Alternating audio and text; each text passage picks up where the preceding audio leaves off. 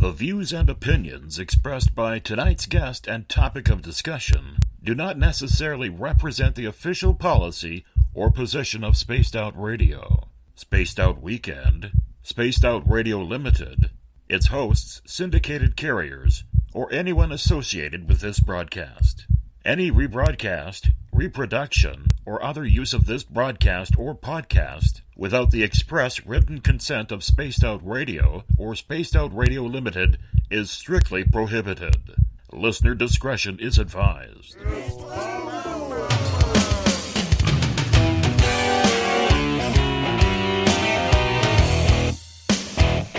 Bumblefoot.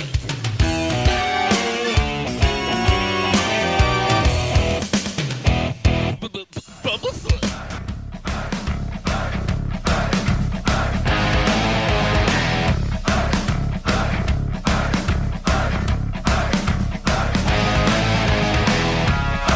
Are you experienced? Stop right there!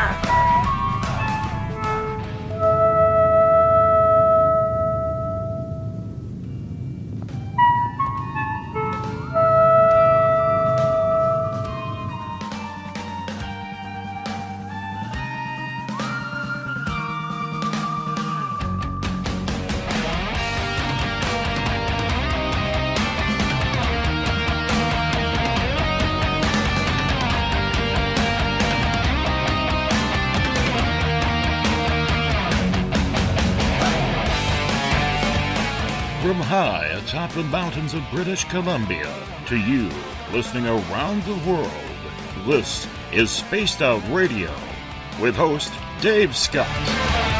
They let us play with all our toys. They let us think that we're big boys. They let us make a lot of noise, but we ain't rule the world. They let us think we're Superman. You can follow us on our website, spacedoutradio.com, on iTunes and TuneIn. Follow Dave on Twitter at Spaced Out Radio, on Facebook at Spaced Out Radio Show, or on our YouTube channel, Spaced Out Radio Show. I try to act so cool, but you know I'm just a fool for you. For you. I will stop till I reach the top just to be there with you. With you. Dave, oh Dave, are you playing with Bigfoot and aliens again? Dad, you gotta stop haunting the ghost. It's scaring them. All right, seriously, put down the pointy sticks. Oh, the deeper I fall. Okay! Game on! Game on! Game on!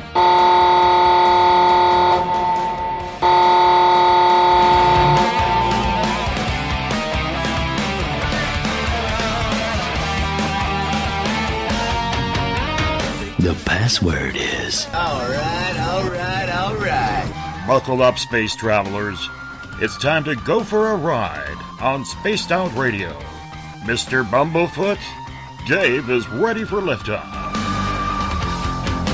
try to act so cool, but you know I'm just a fool for you. Seriously, Dave? Really? Aren't you a little old for a tinfoil hat? Hiya! Toby! Bye-bye! Nephew! Bye-bye! Please take your seat above us. We're with you. It's time for pickup.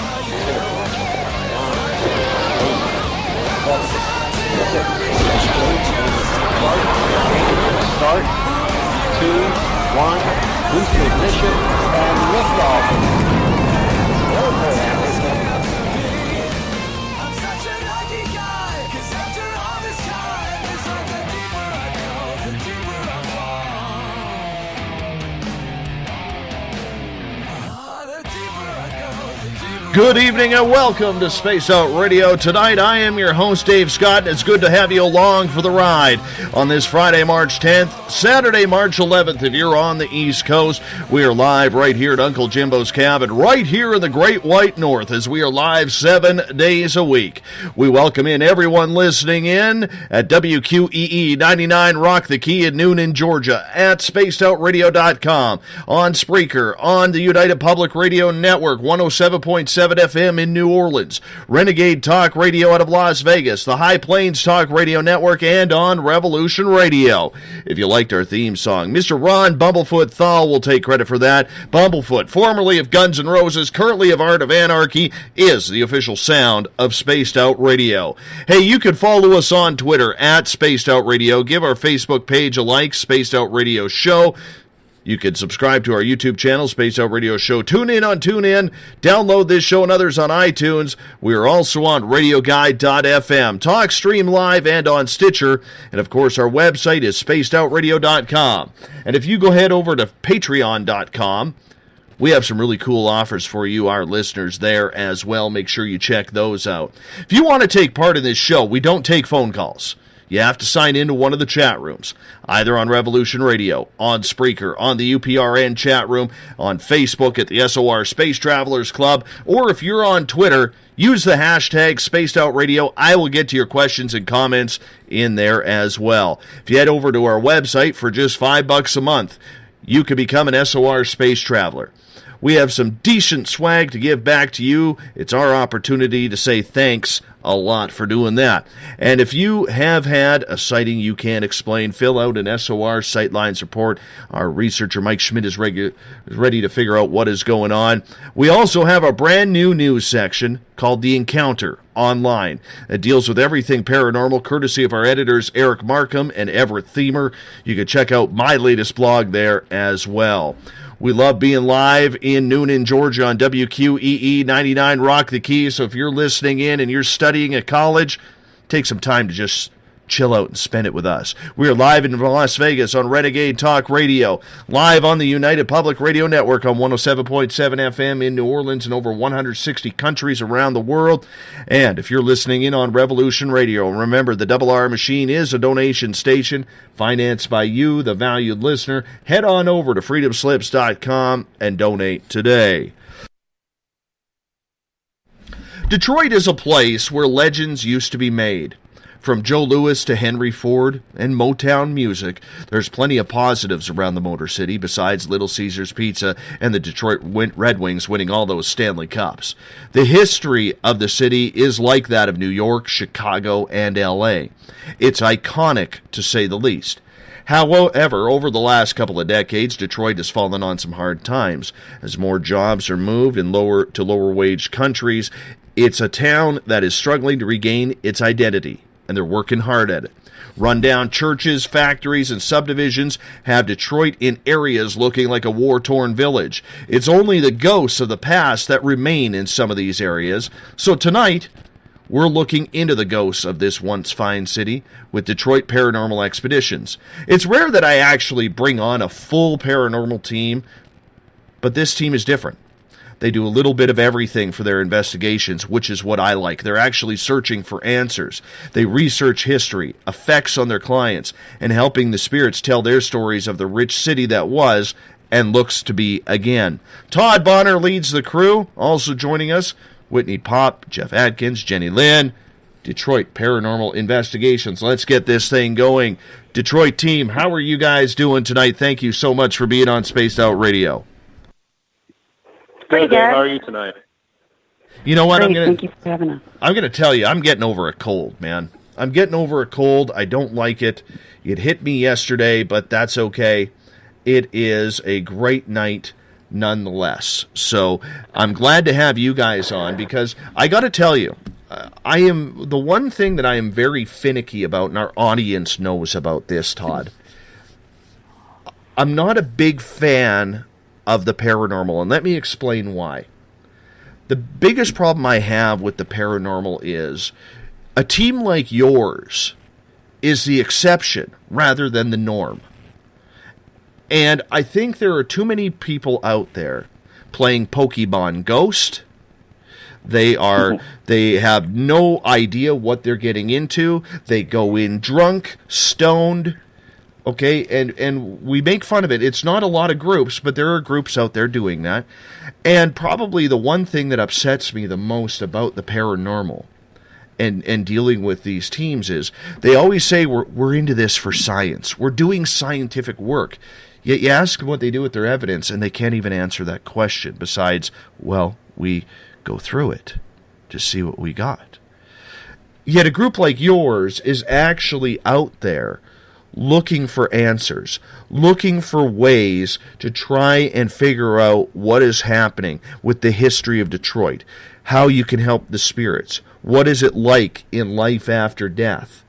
Why, Todd, when you put together Detroit Paranormal Expeditions, did you decide to actually try and find answers rather than play Pokemon Ghost?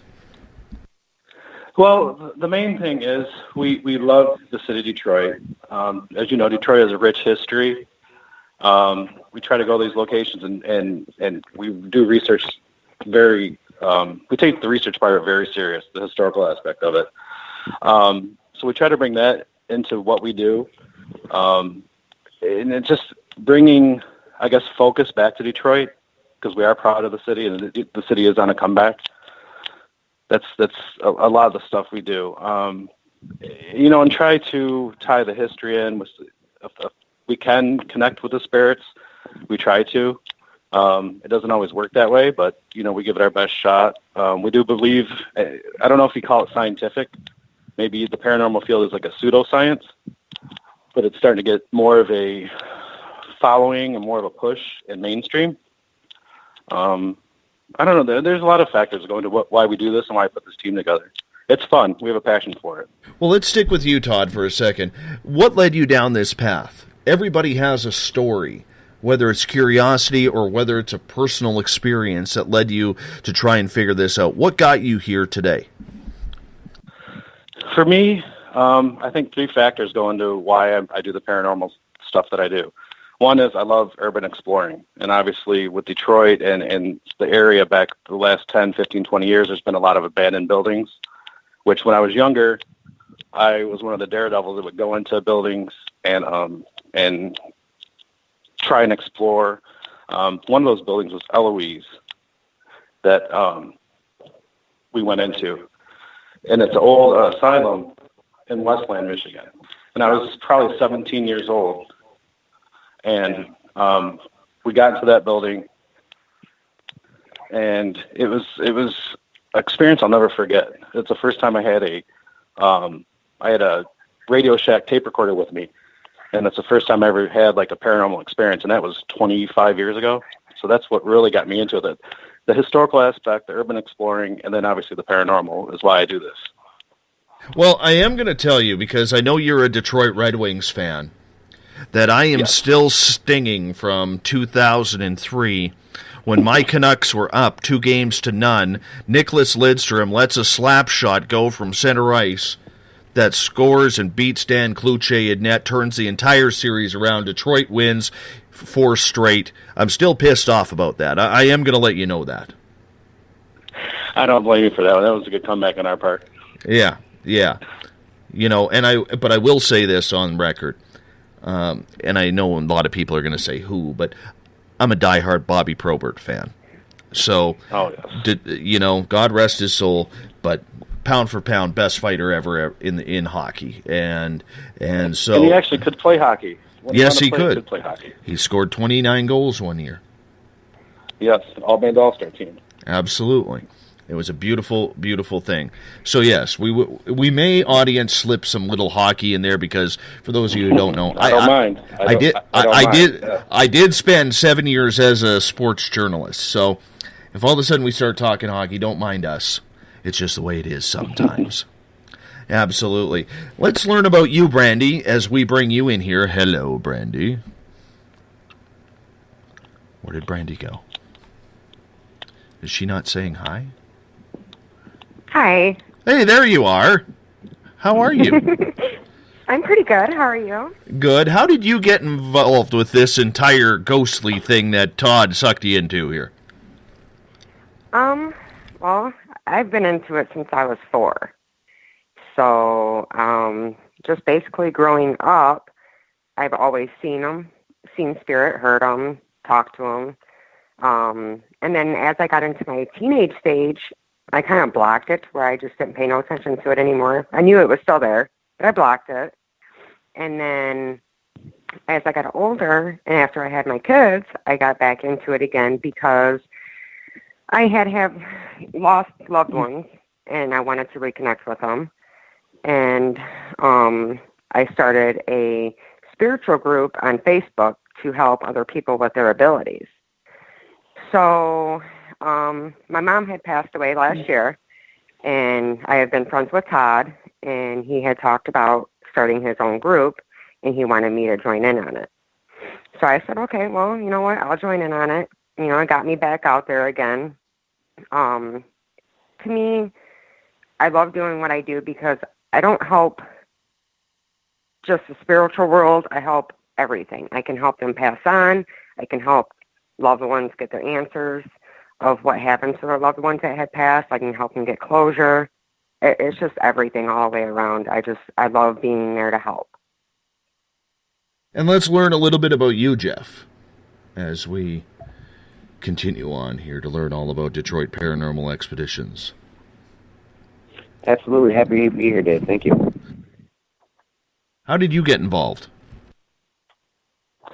I co-founded the group with Todd late last year. I got into the paranormal field initially about 5 years ago, but it's been a lifelong interest. My first experience was when I was 9 years old, living in an apartment with Jenny and my mom. And my mom works midnights, and she had a waterbed, so what 9-year-old doesn't want to sleep in a waterbed, right? So I'd sleep in her room all the time when she was at work. And my first experience was down the hallway, a light turned on in my room on its own. And we had a lot of other experiences aside from that one later on, but that was my first personal one. It just really fascinated me, so it's kind of been a lifelong interest.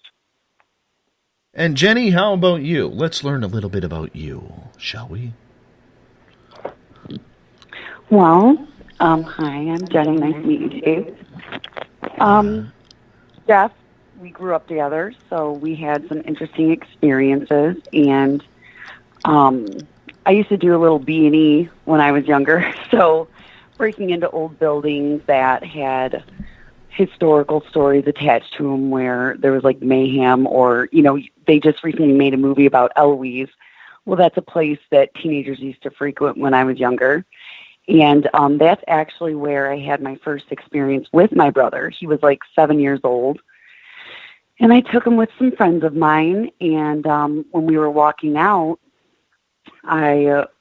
we were walking up these cement stairs out of a basement, and my foot kind of teetered, and I fell back, but a cold hand pushed me up, and I started laughing thinking it was a friend, and when I turned around, there was no one there, so I picked my brother up like a football and just, like, got out of Dodge. But I thought it was cool, so I went back, and it's just kind of been a small hobby of mine. I'm more into, like, psychology, but it kind of, I don't know. I like the two worlds and how they clash. So I was able to keep this as a hobby through my professional life. And that's what it has to be for a lot of people, because, let's face it, there are no full-time careers in ghost hunting unless you're one of the lucky few who actually gets a chance at making something on paranormal television. Detroit with its rich history, Jenny. When you look around and you see all the buildings, you know, and you see the rundown areas of years gone by that used to be beautiful areas with families and big, you know, automotive buildings that used to produce cars but now sit as ghostly cemeteries for the automotive industry. When you look around, are you able to see that history come through? Does it shine through? Or is it something that you always look at from a paranormal aspect and say, I wonder what's hanging out in there? For me, it's a little bit of both, because I think the city's charged with energy. I think that, what do I believe the supernatural is? Well, I believe it's energy. And, you know, there's a lot of devastation in Detroit, and I believe that it's just buzzing with energy. So it's kind of twofold. When I look at the city, I can see it in my mind's eye, what it used to look like the train station when it was bustling and business was booming and the city was functioning in it, you know, before the riots. But at the same time, I think about what still could be around potentially because of the trauma that the city's experienced. It leaves its mark. And like you said earlier, I mean, I really don't know. Detroit's had a really rough past. there's a lot that came out of the city, but there's been an exorbitant amount of tragedy, and we never really rebounded from it or healed. So I think that it's buzzing with something, and hopefully we figure out what it is. And that's the fun of it, isn't it, Brandy? Is trying to figure out what that history is. You know, My name's Jenny. But thank you. Yeah. Yes, I was calling in Brandy. Oh, yeah. That's okay. That's okay. But Brandy, we bring you in now, and you know that's got to be the fun of everything, because when you can look around, yes, you could see the history that was and how beautiful everything was. But each of those buildings, each of those streets, each of those abandoned parks and playgrounds, they all have a story to tell. And that has to be great to be able to look into the city's history right in front of you to try and tell that story on a paranormal level. Yes. Yeah, it's awesome to me. Like, I can step into a building when we go to an investigation, and I always go into an investigation knowing no history of the building whatsoever. I mean, yes, I live here, but believe it or not, I know really not too much history about all the buildings down there. But I go into them unknown, and when I walk in, I can just see visions. It's like a slideshow, and I can just see how everything was back then. And then I just start saying what I'm seeing, and 9 times out of 10, I'm pretty accurate. So to me, I love that, because it's good to know that we can connect the two together, because they know the history and I don't. So when I'm saying what I'm seeing and then they can back it up, it's just awesome to me.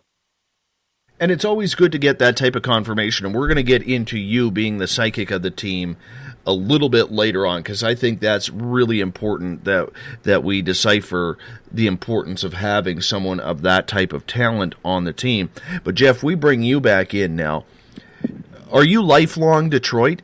And if you are, what's it like to be able to go into these places that maybe you only read in a classroom text or saw in books or old pictures of people that you knew?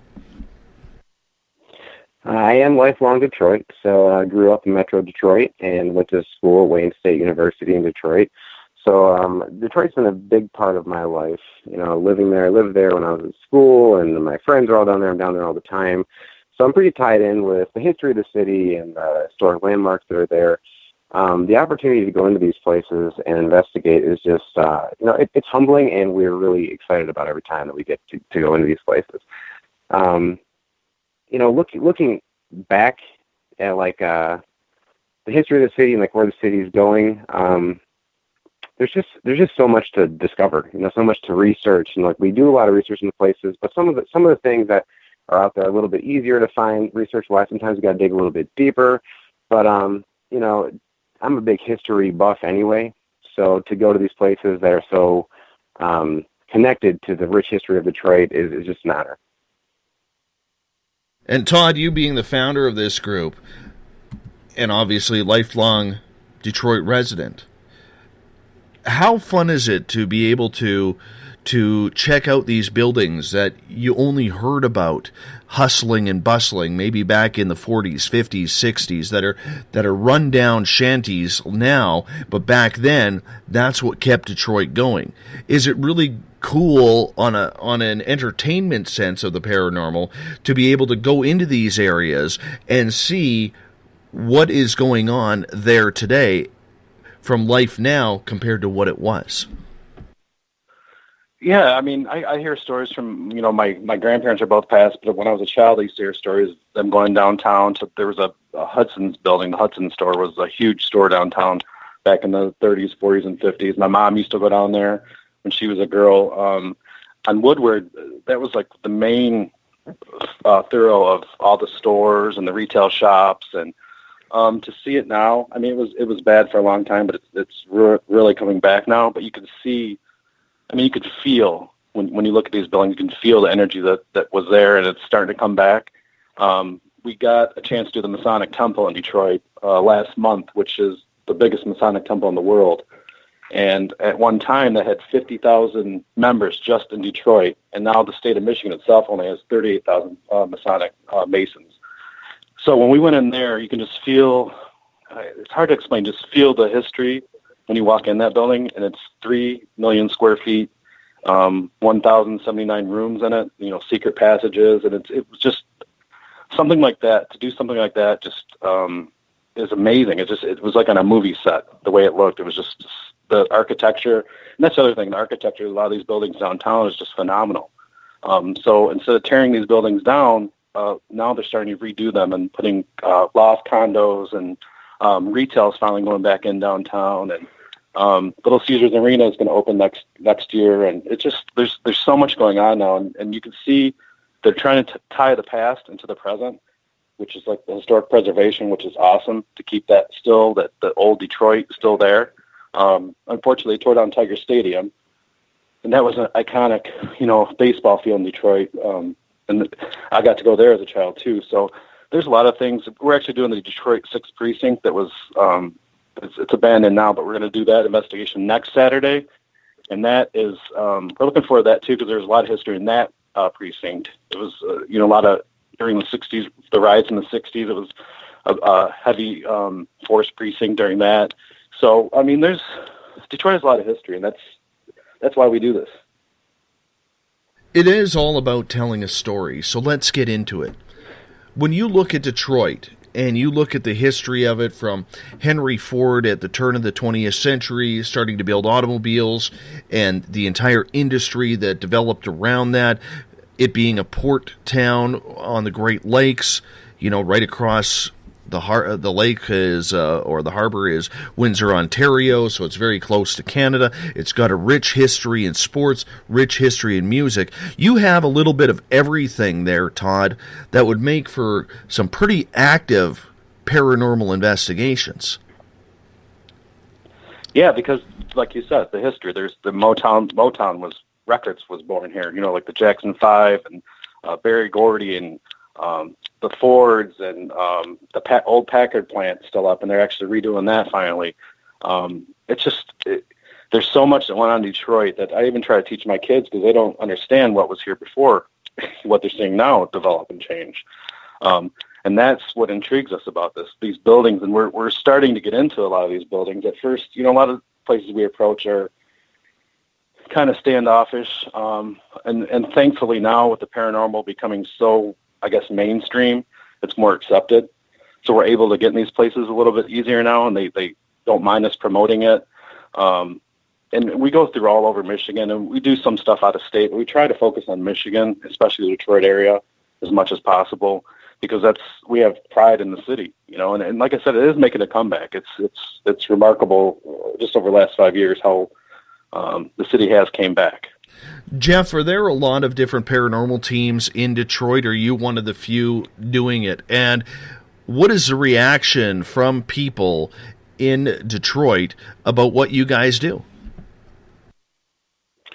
There are quite a few paranormal teams. We're definitely not the only ones. But, the reaction is largely positive, mostly curiosity. People, my friends and the people that I meet, always just want to learn more. As Todd said, it's much more accepted nowadays. The paranormal field and just the paranormal world in general is more accepted than it was, years ago.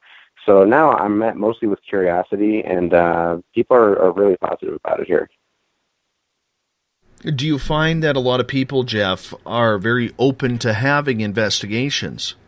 Because, I mean, I can imagine the hundreds or thousands of buildings and housing that is there that is well over 80 to 100 years old. Yeah, people seem to be fairly open to having investigations. A lot of times, we do reach out to places sometimes, so we'll reach out and propose an investigation somewhere. But you know what? Sometimes people contact us, which is like it's humbling and a great experience to go into anywhere. But it's nice when they reach out to us to trust us to come in there and investigate, and we appreciate the opportunity. Eric wants to know in the chat room here if any of you have ever got to spend a night investigating at the Ford Museum. No. we've reached out to the Ford Museum. We are trying to get in there for an investigation. We've not gotten in there just yet, but it's on our radar for sure. Mm-hmm. How haunted is that place? Hard to say. Probably was extremely haunted. And Jeff and I have tried. Both of us have tried to get in there. I don't think they like the publicity to have it shown that it is haunted, but we go to the museum all the time in Greenfield Village. It's part of Henry Ford Museum, and you could just feel when you go there, that there's definitely energy there. Todd, you just said something that kind of caught my attention. You said you just feel the energy. For a lot of people out there who listen to shows like this or have craved to have that first-time experience, what do you mean by the fact that you could feel the energy? Well, I think you have to be open to that type. I mean, there's things that go on. People say, "Oh, the door's slammed behind me," and a lot of people don't believe in the paranormal or maybe aren't open to it. Will just justify it, or that was something. Just blow it off. But to me, I am open to it. So when I go to places, there's been places where I walked into where I could feel like a negative energy, or it makes me feel nauseous, or I have to get out right away. And there's other times where I feel it's so hard to explain, but you just feel a presence about you, whether it's heavy or it's light. It could be a good presence, but you can just feel that there's something there. You could feel the history around. You could feel it's an amazing feeling. I'm sure not everyone feels that way, but I mean, it's always been there with me. I can always, when I go to these historic places, I can feel, certain energies or a good presence, a negative presence. It's always been that way for me. That's why I think I've always been attracted to the paranormal field. Are all of you like that? Like Todd, where you can pick up on that feeling? You've been around that feeling so many times that it just becomes natural now? Yes. Yeah. Yeah, I mean, probably to varying degrees. Like what Todd senses is not as in depth. I mean, as what Brandy senses. But to echo Todd, I can definitely say that too. When you walk into some places, you can just tell that there's energy there. I can see that. I agree. I can see that from my own personal experiences that I have had in regards to getting that feeling. You just know when something's around or something is a little awry, don't you? It just, I don't know how else to put it. It's like goosebumps on your body, and all of a sudden just that feeling, something is around. So, Jenny, when you are out there investigating, are you someone who gets the goosebumps when you're about to get close to a location? Can you already feel when things are going to happen? No, it's not as strong for me as it is for Brandy. Brandy definitely feels the most. However, there's something to be said that when you walk into a location, particularly when you're in the middle of an investigation because it's bedtime, right? No one's really talking unless they're doing EVP sessions. Your senses become heightened because it's quiet. You're experiencing everything. So I definitely have walked into a room and felt complete ease, and then walk across the hallway and feel so uncomfortable that it's borderline unbearable to stand there, where you're just the hair in the back of your neck standing up, or the air feels thick. That's happened to me several times, where the air just feels really thick and heavy. And Brandy, I know you being the psychic of the team, you obviously are picking it up. And one of the things that you mentioned earlier is when you're going to a location, you don't want to know anything about it. Why is that?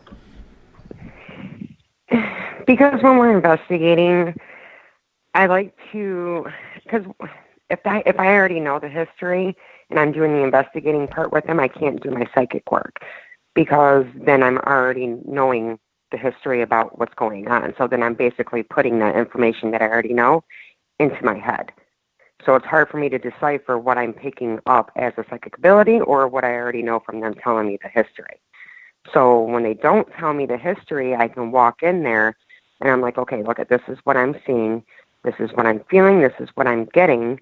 And then they'll just be like, okay, yep, you're right. And they won't tell me anything else. They'll just say yes or no. And that's all I want to know until after the investigation. Do you so feel... basically, it helps with our investigation. I know psychics who refuse to carry any type of paranormal gear because they feel that they're relying on that rather than their own abilities. Are you that way as well? I don't touch no gear. No gear. A flashlight. I hold a flashlight. Uh-huh. That's it. I can't use it. I guess I'd have to agree with that. I mean, because it does interfere, because I'm focused more on the tool than I am my abilities. Right. So I go in there with nothing, really. And what kind of psychic are you? I'm a psychic medium. I can feel, hear, touch, taste, and smell. Oh, you got the plethora of psychic ability. Yes. Yes. You get all the fun stuff. I love it. So I do. But do you know what? I always say it's a blessing and a curse. Absolutely. Is it, would you say that you're a channeler as well? Like, would you allow spirits to come into your body to speak to members of the team? No. Nope. No, I don't do that. I never call on a spirit. I only let spirits come to me. Right. How friendly are the spirits there to chat with?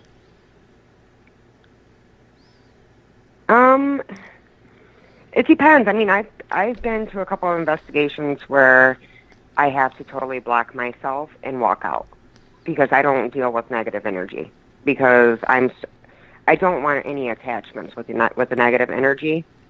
Mm-hmm. So I just totally block it out. I won't mess with it. Mm-hmm. There's a lot of teams out there who refuse to protect themselves, Brandy, and they refuse to buy into the whole spiritual or psychic concept of the paranormal experience, because to them that's just not scientific enough, even though everything they do is not scientific. So I'm curious, do you feel that as a psychic medium, as part of a paranormal team, that a lot of people in your shoes get a bad rap for what they are trying to accomplish in being a part of a paranormal team? Yeah, yes, I do, in a way. I mean, I protect myself. To be honest with you, I don't worry about what anybody says about me or about any, I don't try to back anything up. I do my work. If you believe me, you believe me. If you don't, you don't. You know what I mean? I have evidence to back it up. Obviously when we do investigations, they see what I do. And then with my readings, obviously if I do readings for people, I don't know them. So they know what I'm giving to them is correct. So, I mean, I don't really go based off of what everybody else thinks, so I don't let it bother me. Well, in reality, you can't. You can't, right, because you're on your own game. You can't worry about what other people think, because in the end, this is about you and Detroit Paranormal Expeditions. That's what it's about. But this leads to a good question from Deb at #SpacedOutRadio on Twitter. Do you guys smudge before you go in or after you leave a building or residence to make sure there are no attachments? After.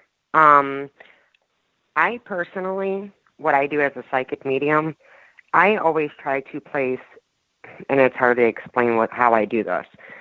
In my mind, I kind of go into a meditation before I go, and I place a white bubble around my team, and it's basically like a protective bubble. And I talk to Archangel Michael, which is one of my angels, which is the highest angel that there is. That's like a lot of psychics use. And I ask him for protection for the team.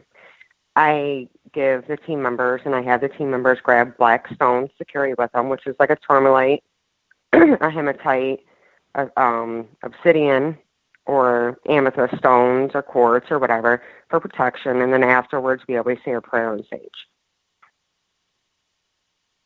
And Todd and Jeff, I'm going to bring you back in here for a moment.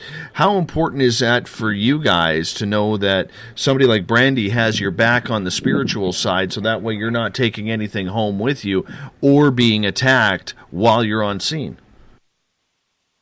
It's incredibly important, and she's an invaluable part of this team, and we're so happy to have her on the team.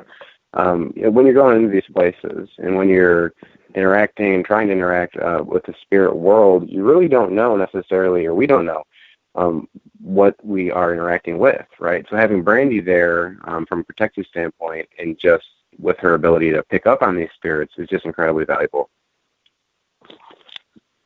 Yeah, definitely. I mean, we walk in these places. We can't even say it's ghosts or not, Dave. I mean, we don't know what we're talking to or what's answering our questions or what's, it's not a true science what we're doing, but what we are getting is something, and sometimes it is a dark energy, or we've never came across a non-human energy yet, knock on wood, so to say. But with Brandy, she is, like Jeff said, invaluable to what we do. And Jenny too, all of our teammates all together all have a place on the team that is just invaluable, that make us run smoothly like a machine. How many members are on your team? We have 11 right now. Yeah. Okay. Well, 10 plus we have Sarah. We have 11. Okay. So you guys are a pretty big team, and you can get out to different areas at different times. Yeah. And we try to. I mean, we try to do as many as we can. We have a lot coming in now, so scheduling-wise, it's pretty tough on us. We're almost gone every weekend. So, I mean, that's another thing. I want to thank our families for supporting us during this, because we are gone a lot. But this is what we wanted to do, and they kind of supported us to begin with and said, go for it, and so that's what we're doing. But we're all over the place, but we love it. I mean, I wouldn't trade it for anything.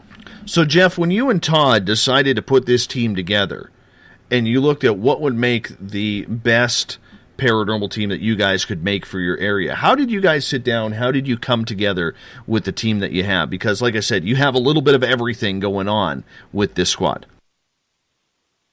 Yeah, before the team was official, we'd gone on a couple investigations, just kind of on our own. Previously, Todd and I had been part of another paranormal investigation team, but the vision that we had for this team and what we wanted to accomplish, what we wanted to do, was just a little bit different from what that team was doing. And so we kind of started to branch off on our own and go on investigations, and Todd knew Brandy personally, so and working with Brandy and Brandy's ability, that seemed like just a perfect fit for what we were looking for. And then with my sister's background and her interest in the paranormal field, she seemed, of course, like a great fit too. And, it kind of all came together, and it's something that we're finessing and improving and working towards, just making the best team that we can every day. But I think it's just been kind of piece by piece like that. So, Todd, when I ask you that same question, and you and Jeff are kind of scribbling down what you want to do in a team, take me through the steps of what you were looking for, whether it's personality or talent or people who just have an interest or an experience. Well, the first thing that for me, I wanted personality. I want us to all be able to get along together, and I think the team that we've assembled now is more like family. We do hang out together outside of the paranormal, and everyone on the team we've known each other for at least 5 years. So that helps out. There's not really anyone new. But each person, we have a photographer, we have Jenny's psychotherapist, we have Brandy the psychic, we have researchers, we have a Mason on the team. You name it, we got it, all from all different walks of life. But the main thing for me was personalities. I wanted everyone to be able to mesh and get along, because I think that's key when you're going into an investigation, that your team has to get along and like each other.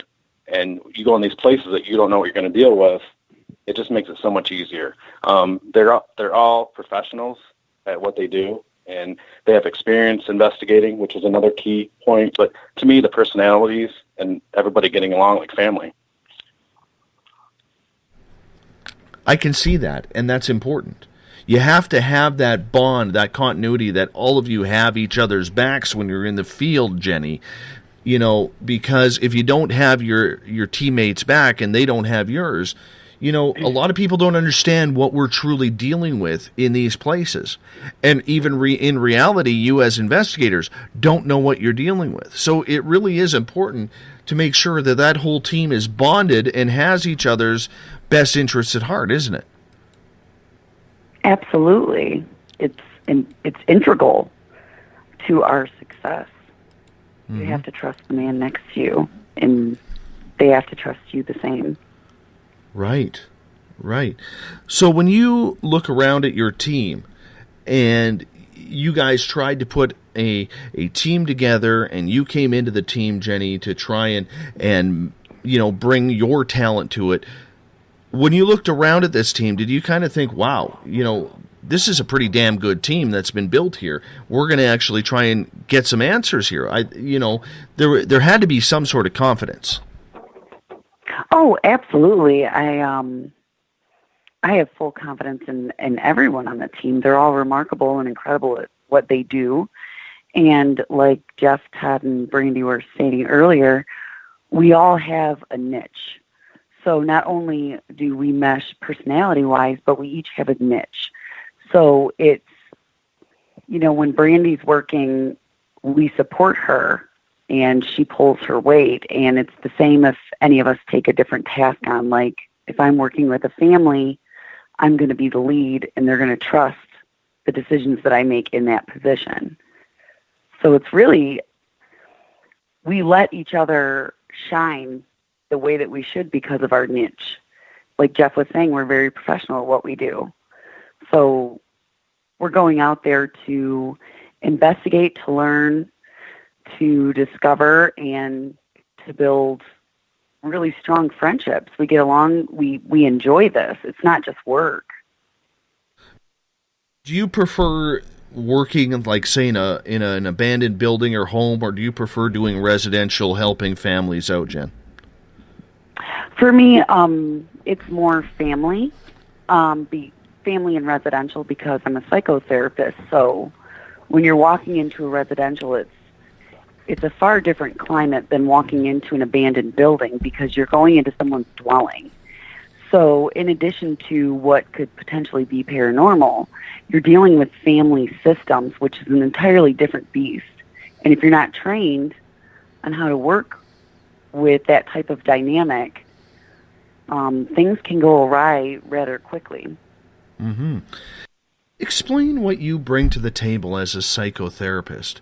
I got to be honest with you, this is the first time I've ever heard a psychotherapist being a part of a paranormal investigative team. Like I said, it kind of started when I was younger. And my brother and I are really close, so this is something that we did when we were younger, and it's something I like to do with him now. It's nostalgic. But there's been, typically when we go into a home, you have a family that's stating that something's transpiring. We've had some families say that there's demonic presence. We've had other families state that they're experiencing poltergeist-type activity. So the importance of my position is when you go in there, there's a lot of things that can be happening behind the scenes that can make a family unit believe that that's what they're seeing. For example, I have my master's degree in psychotherapy, and I've been doing this for a long time. I've worked with a lot of difficult, high-risk populations, so I'm around a lot of behavior, and I know a lot about psychotropic meds. And some of them, even antidepressants, anxiety medication, mixed with other narcotics can cause delusions or hallucinations. So sometimes you could be walking into a home where there's nothing really going on. It's just a chemical mix. Or there could be something else transpiring that is presenting itself as a paranormal experience. For example, we had a home where this family was stating that they were being basically demonized. They were afraid of the house. Nobody was really sleeping. So myself, Jeff, and Todd went to the home, and because it was a family, I took the lead. And within 20 minutes of us being there, I was able to identify sexual abuse and physical abuse. So I'm not stating that there wasn't anything paranormal. Maybe there was something, but it was also an older house, so there were probably really old wires. which could cause energy imbalances, which could make it feel and seemingly as if there was something paranormal. But at the same time, when you've got such trauma in an environment, that's an exuberant amount of negative energy. And that's precisely what poltergeists are. It's an abundance of negative energy that's emitted by individuals in a system. Mm-hmm. And you teaming up with Brandy to get the psychic part of things as well. That's different than a lot of other teams. I don't think there's probably another team in the United States alone that has a psychotherapist and a psychic doing work on an investigation at the same time. No, we're pretty unique, and we take it a step further. When we meet a family like that, I'm a mandated reporter. So we're also, I'm reporting to Child Protective Services. If it's not as severe of a case, I'm also providing resources to the families to let them know that if it's a mental health concern, I can provide them with low-cost assistance that could help them straighten out their family system. No kidding. Is that something you like doing, is combining the two? Because that to me sounds not only extremely unique, but extremely a different way in trying to investigate whether or not there's abuse in a home or there's something a little bit off in a household. Well, this is what my training is in my professional life. This is what I do day in and day out. So this is not something that I'm not, and I should clarify that I'm not looking for it. I'm letting the experience play out. I'm critically thinking about it. So I'm paying attention to social cues. For example, in the case I was just referring to, what tipped me off to what was happening is knowing the developmental cycles. The issue that the mother was explaining about her son was not developmentally appropriate.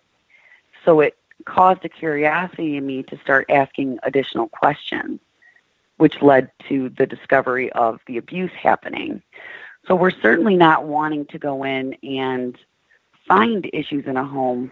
We want to go in and ensure that they're receiving the support that they need and that what they're experiencing is really real, or if there's a larger issue at hand.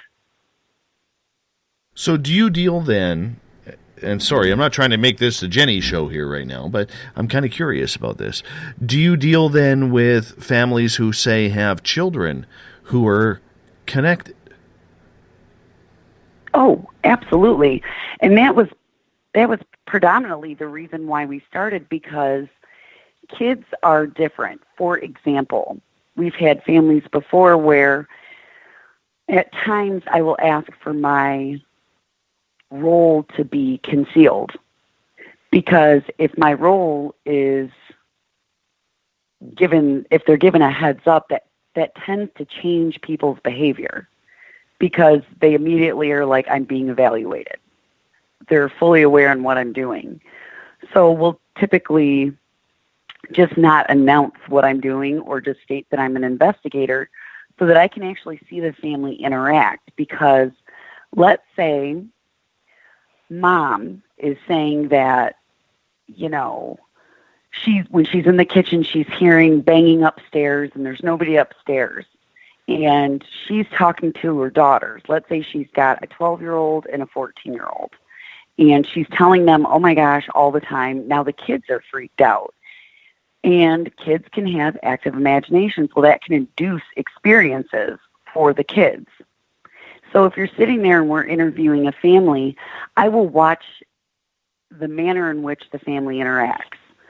So this one particular case, we were discussing with the family what was transpiring in the house. I'm watching the youngest daughter look at the mom as she's talking to me. Well, that indicates to me with her paraverbal and verbal that she's looking for validation. She's looking at her mom like, am I saying what you want me to say? So there's coercion. And it's not that mom definitely believes, but like, for example, children may not experience it to the same level, but in order to appease the parent because they want to appease their parents at that developmental stage, it will become more grandiose than what it actually is. So, and we only got about 30 seconds here before we're going to hop out for our first break of the night. So I'm going to wait and get to more questions right after this. We got some questions building up from our audience as well. We're with Detroit Paranormal Expeditions tonight on Spaced Out Radio. Todd, Brandy, Jeff, and Jenny are with us. They're a team of 11. 4 of them are with us. We're going to get into the really cool hot spots, including Eloise and the Masonic Temple that is abandoned, coming up in just a little bit. Hey, if you haven't followed us on Patreon.com yet, make sure you check it out. Patreon.com. You can become a Spaced Out Radio patron. We're giving away some great swag and some great ideas for you, so make sure you check us out at Patreon.com. You're listening to Spaced Out Radio. I am your host, Dave Scott. We'll be back right after the break.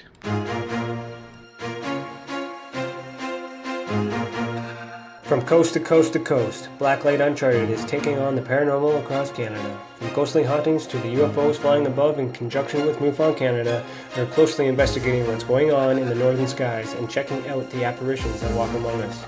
Check out our videos right here at spacedoutradio.com. We want to know your thoughts, we want to hear your experiences, and we want you to share your stories. The answers are out there, and we intend to find them. Would you like to become one of our space travelers? All you have to do is click on the Space Travelers icon at spacedoutradio.com. For only $5 a month, you can get access to some great prizes, as well as private monthly shows, newsletters, and a members-only section on our website. Become a space traveler today. The third Monday of every month, Spaced Out Radio is going to bring you a different look at everything paranormal.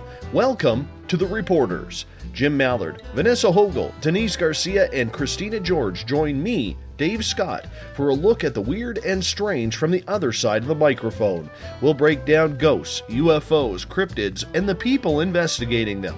The paranormal media has never been heard like this. Come listen to The Reporters. It's paranormal news at its finest. Welcome to The Encounter. At spaceoutradio.com, The Encounter online is SOR's trusted news source for everything weird and strange going on around the world. This is news editor Eric Markham. Our team of journalists are scouring the planet for those strange stories that rarely make the mainstream. No fear-mongering or fake news here. Head over to spaceoutradio.com and encounter The Encounter.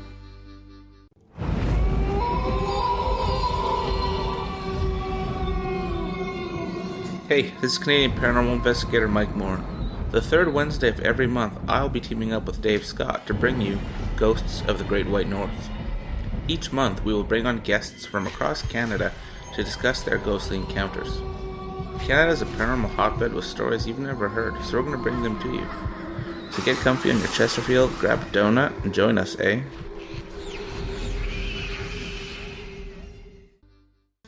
Have you had an experience you can't explain? Had a run-in with ghosts, maybe Bigfoot, or seen lights in the sky? Hi, I'm Mike Schmidt from the SOR Sightlines. I'm here to investigate your sighting. Head to spacedoutradio.com and fill out a report on the Sightlines. All your information is 100% confidential, and I will help you figure out what you've been seeing. File your report and let's find out the answers together. Visit purpleplates.com today. For over 40 years, the Purple Energy Plates have been delivering amazing results for their many customers. Inspired by the great genius Nikola Tesla, the harmony, healing, and energetic effects of the plates have proven over and over to be beneficial and often miraculous to thousands of customers. With their money-back guarantee and the many benefits, how can you afford not to get one? Check their site for daily specials and choose from their many energy products. You won't be sorry. Visit them today at purpleplates.com for mind, body, and spirit, and expect a miracle. Are you interested in advertising on Spaced Out Radio? Head to our website at spacedoutradio.com and click on our advertising tab. There, you will find an assortment of ways you can get your product out there with us, From radio commercials to banners and social media. Have a product you like our hosts to endorse? We can do that too. Visit spacedoutradio.com for more details. Have you got your Cosmic Passport? If you need one, tune in to Cosmic Passport on Spaced Out Weekend. This is Elizabeth Anglin, ET experiencer, spirit medium, and host of Cosmic Passport. Each weekend I'll be bringing you interviews and support from other paranormal experiencers, and the best in intuitive spiritual guidance from across the globe. It's all happening starting at 9 p.m. Pacific Time, midnight Eastern, on spacedoutradio.com. From British Columbia to Northern California, Pacific North Weird has Cascadia covered. Check out our feature videos at spacedoutradio.com, where I, Vincent Zunza, and my super sleuth partner Alexandra Sullivan track down the weird and strange stories from around the Pacific Northwest, from Bigfoot to Mel's Hole and everything in between. This is what makes life exciting. So why report the normal when we can report the Pacific North Weird right here at spacedoutradio.com. Oh, there's only one way to rock. Loud and proud. In high definition. Radio 702 rocks. Las Vegas. Every Saturday and Sunday night, as Dave Scott wanders aimlessly in the wilderness, you can come hang out with me, James Tyson, in Spaced Out Weekend. Starting at 9 p.m. Pacific, midnight Eastern, I'll take you along as we talk with some of the best experts in their fields. SpacedOutRadio.com is the place to find us. So sit down, relax, put your feet up. Enjoy the topics like the paranormal, supernatural, intuitiveness, and so much more. Hope to see you there. Don't have time to listen to Spaced Out Radio Live? Wherever you are, the car, the office, the shower, or even if you're traveling, we're right here for you. Each Spaced Out Radio show can be found on iTunes, TuneIn, and on our YouTube channel, Spaced Out Radio Show. It's the perfect way for you to catch up on our shows. For more information, just head over to our website, spacedoutradio.com, and tune in to us today. The views and opinions expressed by tonight's guest and topic of discussion do not necessarily represent the official policy or position of Spaced Out Radio, Spaced Out Weekend, Spaced Out Radio Limited, its hosts, syndicated carriers, or anyone associated with this broadcast. Would you like to connect with us? Head to spacedoutradio.com for all your latest show info. And hit us up on Twitter using the hashtag Spaced Out Radio. Now, back to Dave Scott and SOR. Welcome back to the second hour of Spaced Out Radio tonight. It's all paranormal tonight. Tomorrow night and Sunday, Spaced Out Weekend is back in Uncle Jimbo's cabin. I will pack up my bags. I will head out of here. I will also try and find my Zen, my Chi, and my peace and enlightenment in the forests around me in British Columbia here as we continue on until I'm back on Monday night. But James and Elizabeth will keep the hot seat going right here in the cabin, 9 p.m. Pacific, midnight Eastern time at spacedoutradio.com.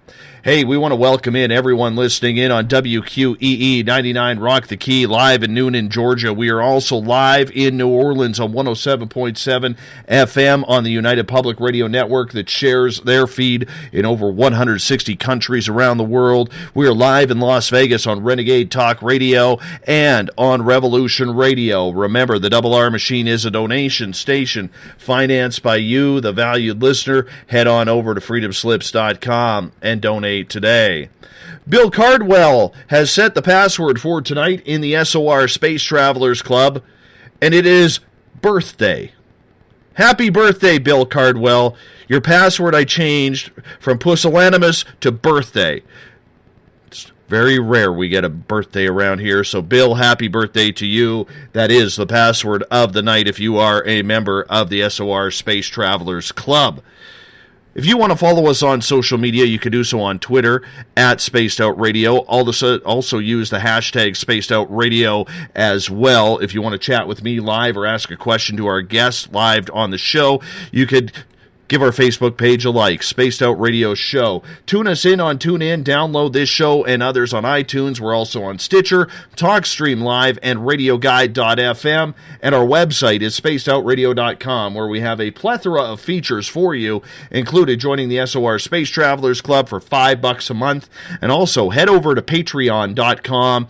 Become a Spaced Out Radio patron. We got some really cool swag to give away to you right there.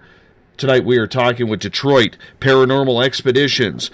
Todd Bonner is the leader and founder of the group, along with Jeff, Brandy, and Jenny. Welcome back. Hello. Thanks, Dave. Oh. Thanks, Dave. All right, let's get to a question. This one comes from Bill Hauser. And Bill is like a guru when it comes to using the ghost box. So, Jeff, we'll start with you on this one. What kind of equipment do you guys like to use during investigations? You know what? That list is growing every day, but some of the things that we really like to use, we do have a PSB7 spirit box that we do like to use, but the most basic piece of equipment is just a Sony digital voice recorder. Other things, we've got FLIR camera, so thermal. Infrared cameras, got a digital video recorder system that we do use. Not all the time. Sometimes some investigations it's better to stick with more handheld pieces of equipment. We're experimenting with other things too. So, one thing that I'm really interested in us getting is a Jacob's ladder. They're fairly expensive. So we actually have been using like a plasma ball, which you may have seen at Spencer's or stores like that. Just a glass sphere. It's got electricity. It's hard to even describe what it is, but you've probably seen one at some time.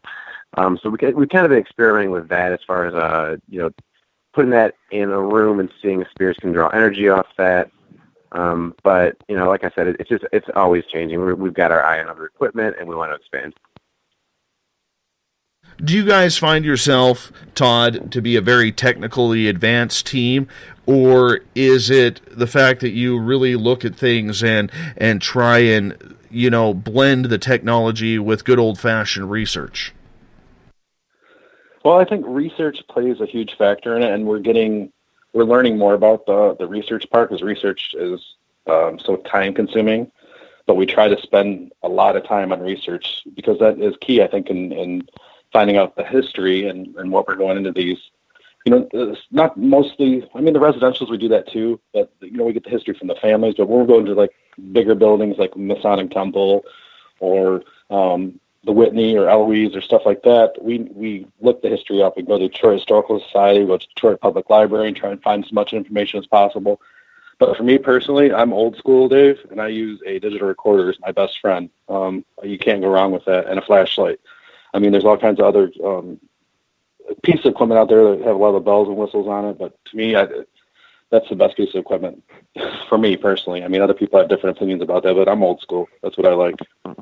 What do you think, Todd, of all these teams that try and spend literally thousands on equipment?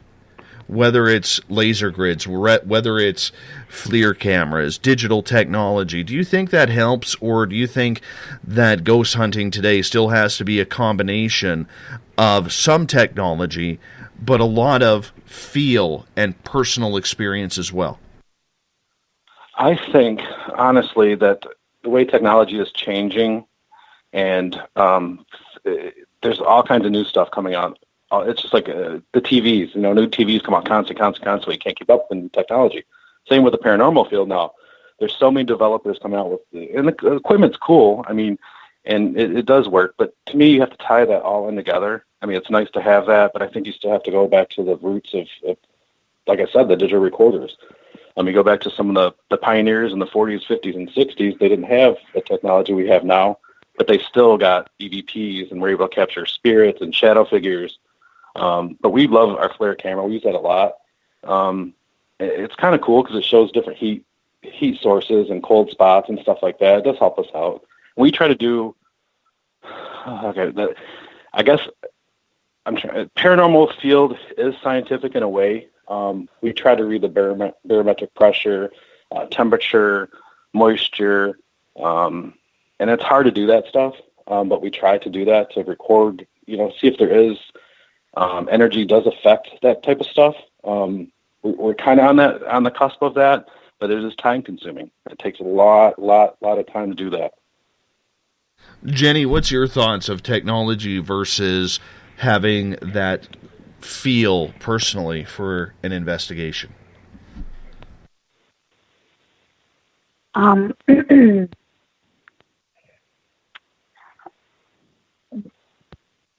you repeat that? Absolutely. Absolutely.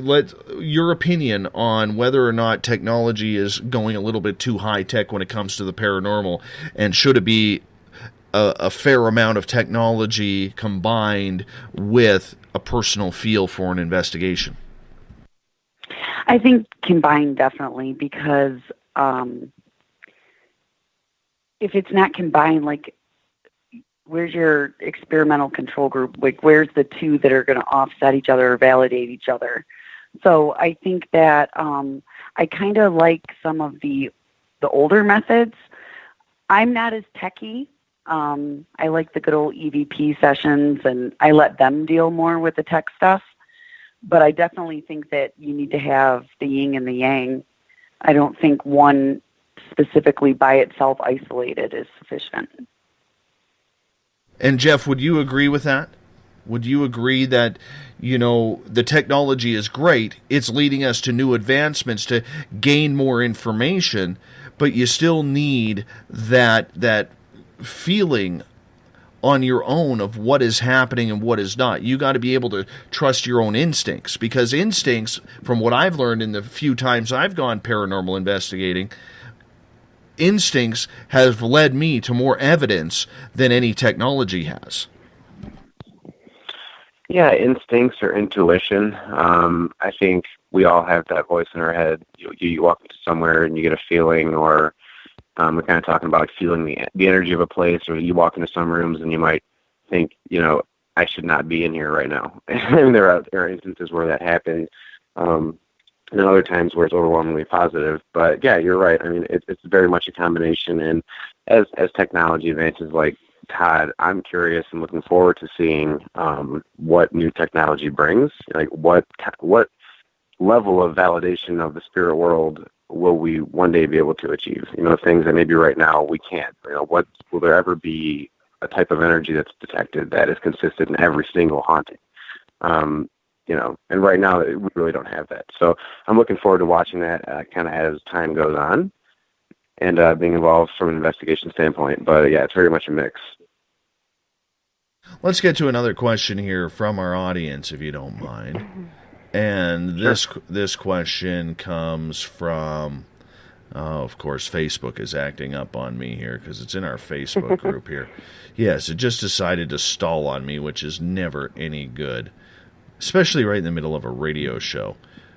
Oh, here it is. This one comes from Joe. And Brandy, we'll start with you on this one. Is it possible the vehicles built in Detroit retain some of the energy of the place they were built? I can imagine so. I mean, I don't see why not. I mean, it's built, the land itself, even though it may not be the buildings, the land itself always carries energy.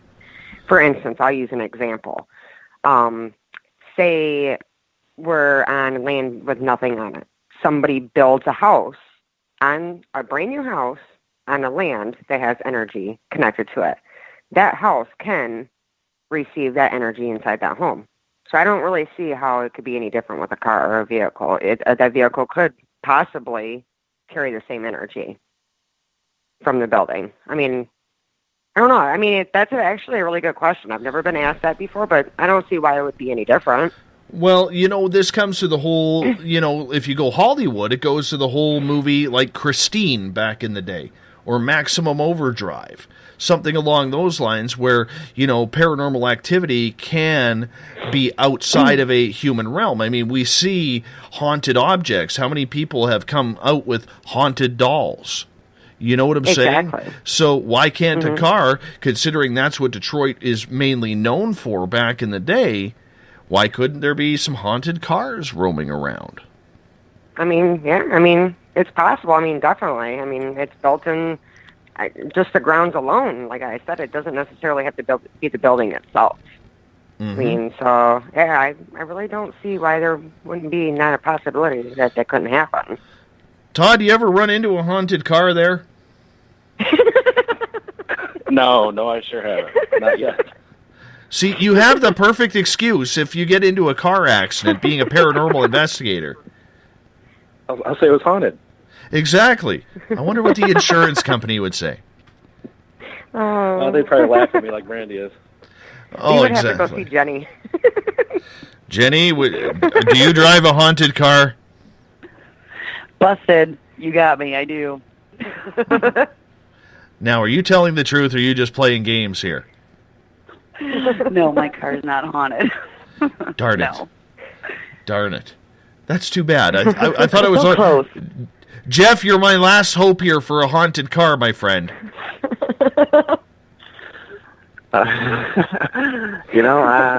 I gotta say, I don't really think my car is haunted either, but who knows? I mean, there could be something there I'm not picking up on, right?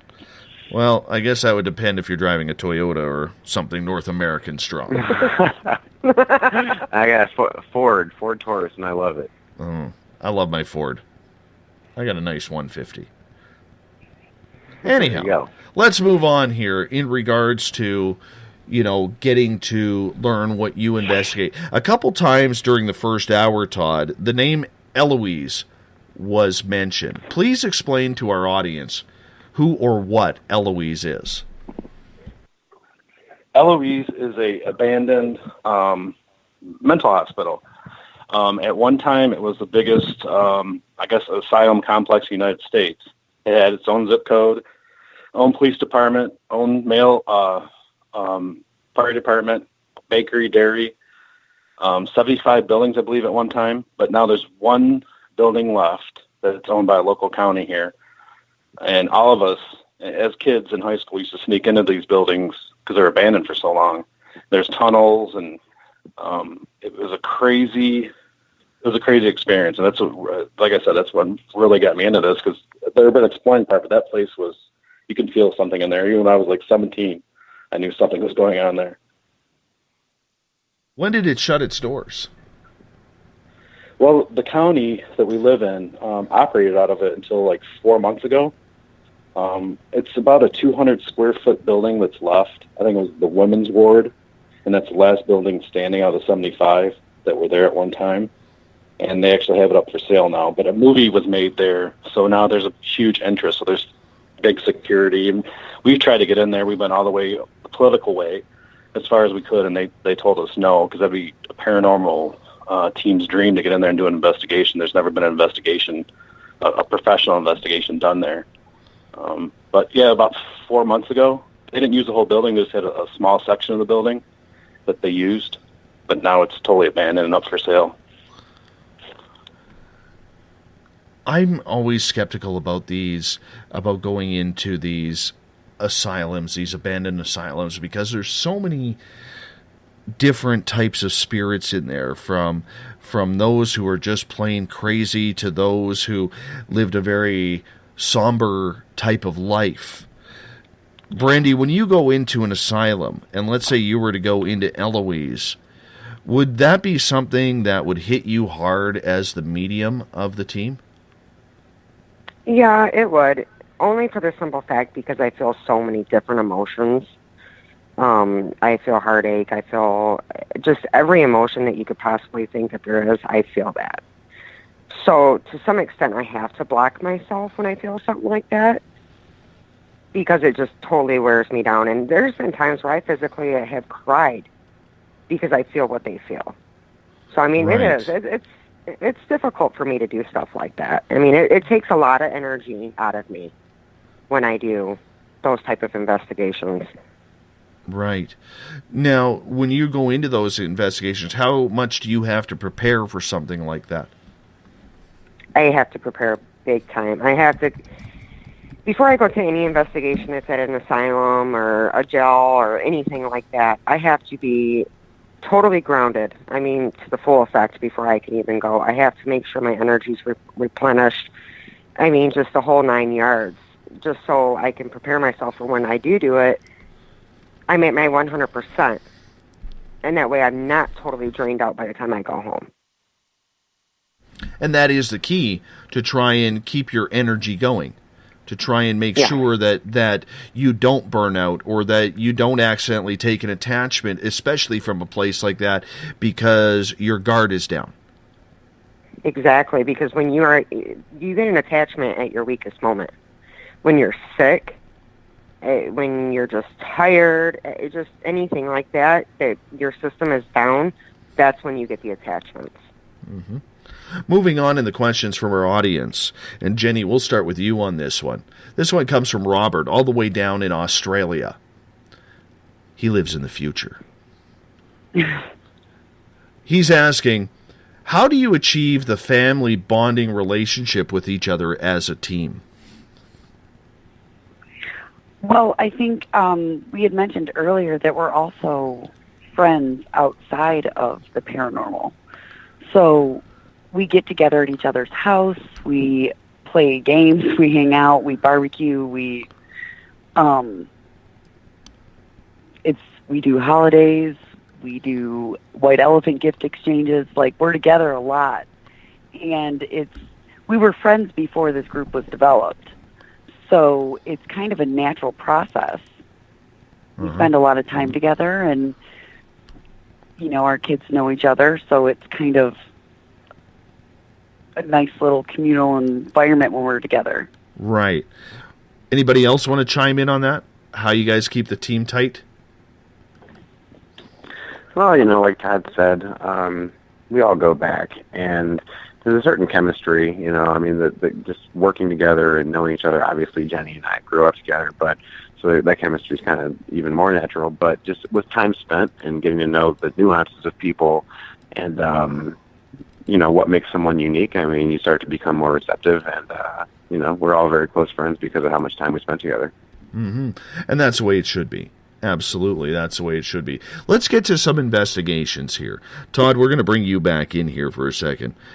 Do you do like an even selection on, say, haunted buildings and residentials or places of work that are still used, or do you try and split up the team with whatever they're more comfortable with?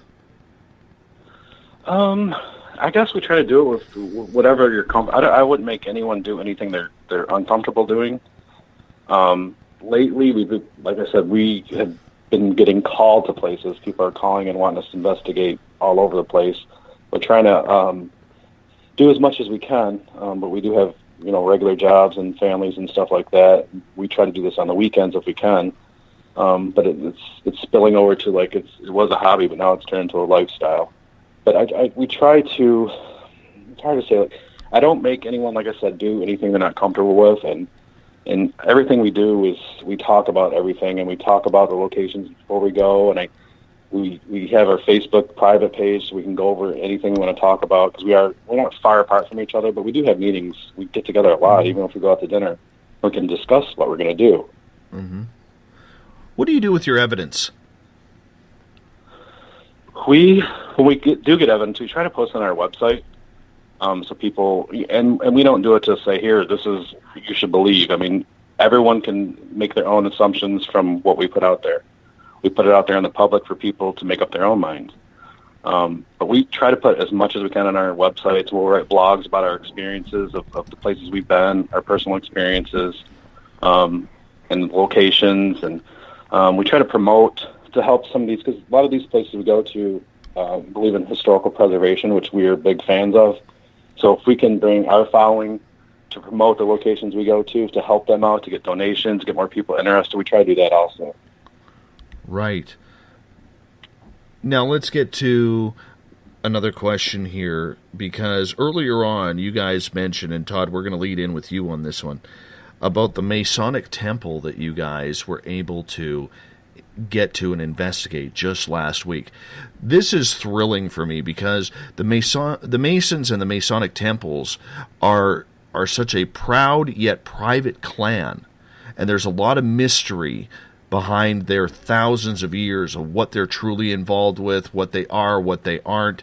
And it seems like with all the mystery that surrounds them, nobody really seems to be any closer except for those whom are members. I was really surprised that there would be an abandoned Masonic temple in Detroit. No, it's not abandoned. It's still functioning. we were shocked they would let us come in because they don't really let paranormal teams come in. It's still in use, but it's not in full use like it used to be because they don't have a lot of members anymore. So actually, like Batman vs. Superman was filmed there. I think they told us some of the Transformer movie was filmed there, and there's a new TV show called The Detroiters that was actually filmed there. A lot of it was filmed out of that building. So they're trying to find other ways to raise money to help maintain the building because it is so big. And there's some rooms in there we have pictures on our website and our blogs. It's unbelievable the way I can't even describe it. It's like a movie set. And these are some of their, rooms where they have their ceremonies, and it's a secret society. So they were very kind to us, and we respected all their rules, and we enjoyed it. I mean, we could have stayed there for days and never investigated the whole building. How long were you in there for? I think we had 7 hours there, and we barely got to investigate. I mean, it's so big. There's 14 floors. Like I said, it's 3 million square feet. And we barely touched the tip of the iceberg with investigation. They invited us back. We're going to go back this fall and see if we can do a more thorough, just spend more time and get to every floor and every room and their secret room. It's really interesting to go in there. I was amazed. I was in awe. I mean, the pictures even don't do it justice of how beautiful the place is inside. So take us through, because most of us haven't had the ability to even go into a temple, let alone a 3 million square foot facility. Well, we went in there. We went in there. We started on the first floor, and there's theaters in there now. They do have concerts. It's part of it's in use, full use. And there's 2 theaters. There's 2 ballrooms. There's a in-ground pool on the 7th floor. But each chamber is set up different. There's like an Irish theme chamber. There's an Egyptian theme chamber. And we only got to do, I think, 3 floors is all we had time for. So we didn't get to see everything. But it's undescribable. It's so hard to put in words exactly how beautiful and the architecture inside this, even the outside, this building is. Mm-hmm. We're going to go back and do more, and they want us to come back. Thank God, because it was a great experience for us. Did you guys, when you went in there, did you go looking for that place, or did they invite you in trying to find the answers to some of the hauntings that were there? Well, I reached out. Well, like I said, my grandfather was a Mason, and one of our teammates is a Mason also. So he started the calling and seeing if we can get in there. And then I talked to the head Mason there that runs the Detroit chapter, and he agreed to let us come in. We went in, and there was 2 or 3 Masons that were there that stayed there with us, and a couple of them were kind of leery of a couple floors that we did we got some good EVPs. We did get some paranormal experiences there, but me personally, it was so hard to be, like, usually when you go into a paranormal investigation, you have that kind of you're hoping for that creepy feeling when you go in those kind of buildings. I didn't feel anything. It was just so beautiful inside there. It was hard to focus on the investigation because every room you went into was something new, something different. Mm-hmm. Did it feel any different, though, comparatively to, say, any other church or something along those lines? Because, as we were talking earlier in the show, when you get that feeling, you know something is around. And yet I can just assume that when you go into something like a temple like that it must feel different. It must feel like maybe you're out of place. You know, I'm not saying it feels satanic or evil or anything, but it does have to feel different. It felt like we were invading their secret society, actually, the way they had it set up. Because then I thought back to, like I said, the 30s and 40s, when that was more like a social gathering for men back in those days, and 50,000 men just in Detroit used to go to that. They just socialize and hang out and have their ceremonies. And so I could picture that stuff in my head when you look at all these different chambers, there's thrones, and just the way they have it set up, you can picture that. So it kind of, in a way, felt like I was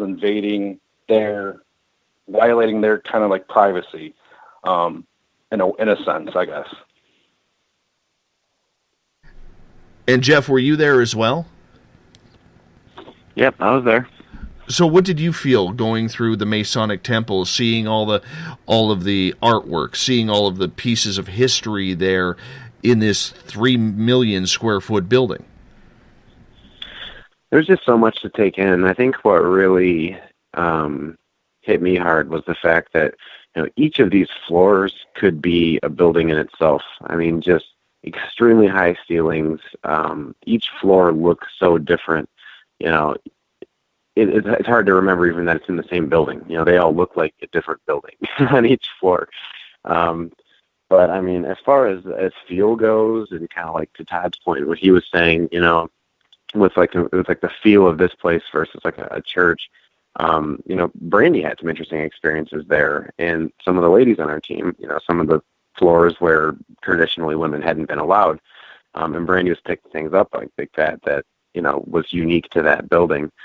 So I definitely think the feel was a little bit different. Ladies, when you went in there, because normally ladies, I don't believe, are allowed in the Masonic temples. It's mainly a male-oriented group. Was it different for you? Did it feel awkward? I definitely didn't like the feeling that I got in there. I constantly felt like they were following me real close. The energy. Like somebody was constantly behind me watching my every step and my every move, what I was doing.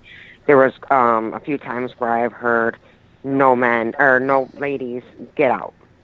And it did kind of scare me, but I stuck through it, and, I did what I did. But to be honest with you, through that investigation, I kind of closed myself off because it's just so beautiful there. I was so memorized on just how all the floors and how that building was in general. I just wanted to take it all in. So I really didn't read too much into it, but I did get some great experiences as of feeling energy. I've actually felt, I was sitting in a chair in the head chambers, I believe it was, in the Irish part, and I held both of my hands out, and I told him, I said, I'm giving you permission to use my energy to come through to me. I said, can you please show me that you're here? And I had energy on both sides of me holding my hands, and I could just feel the energy being pulled out of my fingertips. Right. So, it was amazing. Did it feel like there was things hidden abound there? Because of the place that it is? Like just too many of life's secrets hanging around the walls and the windows of this place that just seemed kind of eerie? Yes. Oh, yeah, definitely, for sure. So what were those feelings like for you, Brandy? Honestly, during the whole investigation, when it comes to that, I would walk into an area and be like, okay, you know what, this one just felt so like I should not be there right now. When it was a secret room or a secret passageway, or I just knew my locations. I knew my boundaries going into that building in certain areas. Mm-hmm. It's kind of like when I know I shouldn't be somewhere, it's like a brick wall, and it won't let me go no further. Right. So I just step away from it. Right, and that had to be hard because as well as I do, going into that building, it's not a place where a lot of women have been throughout history. Exactly. Yeah, I mean, so it is. It's kind of fearful for me going there with the abilities that I do have. Obviously the place does have energy and it holds it, So, I mean, for me to overstep my boundaries is a no-go for me. I don't do that. Right. Jenny, were you there as well? No, I was not in attendance that evening. Do you wish you were there? I do. It's a phenomenal building. Right.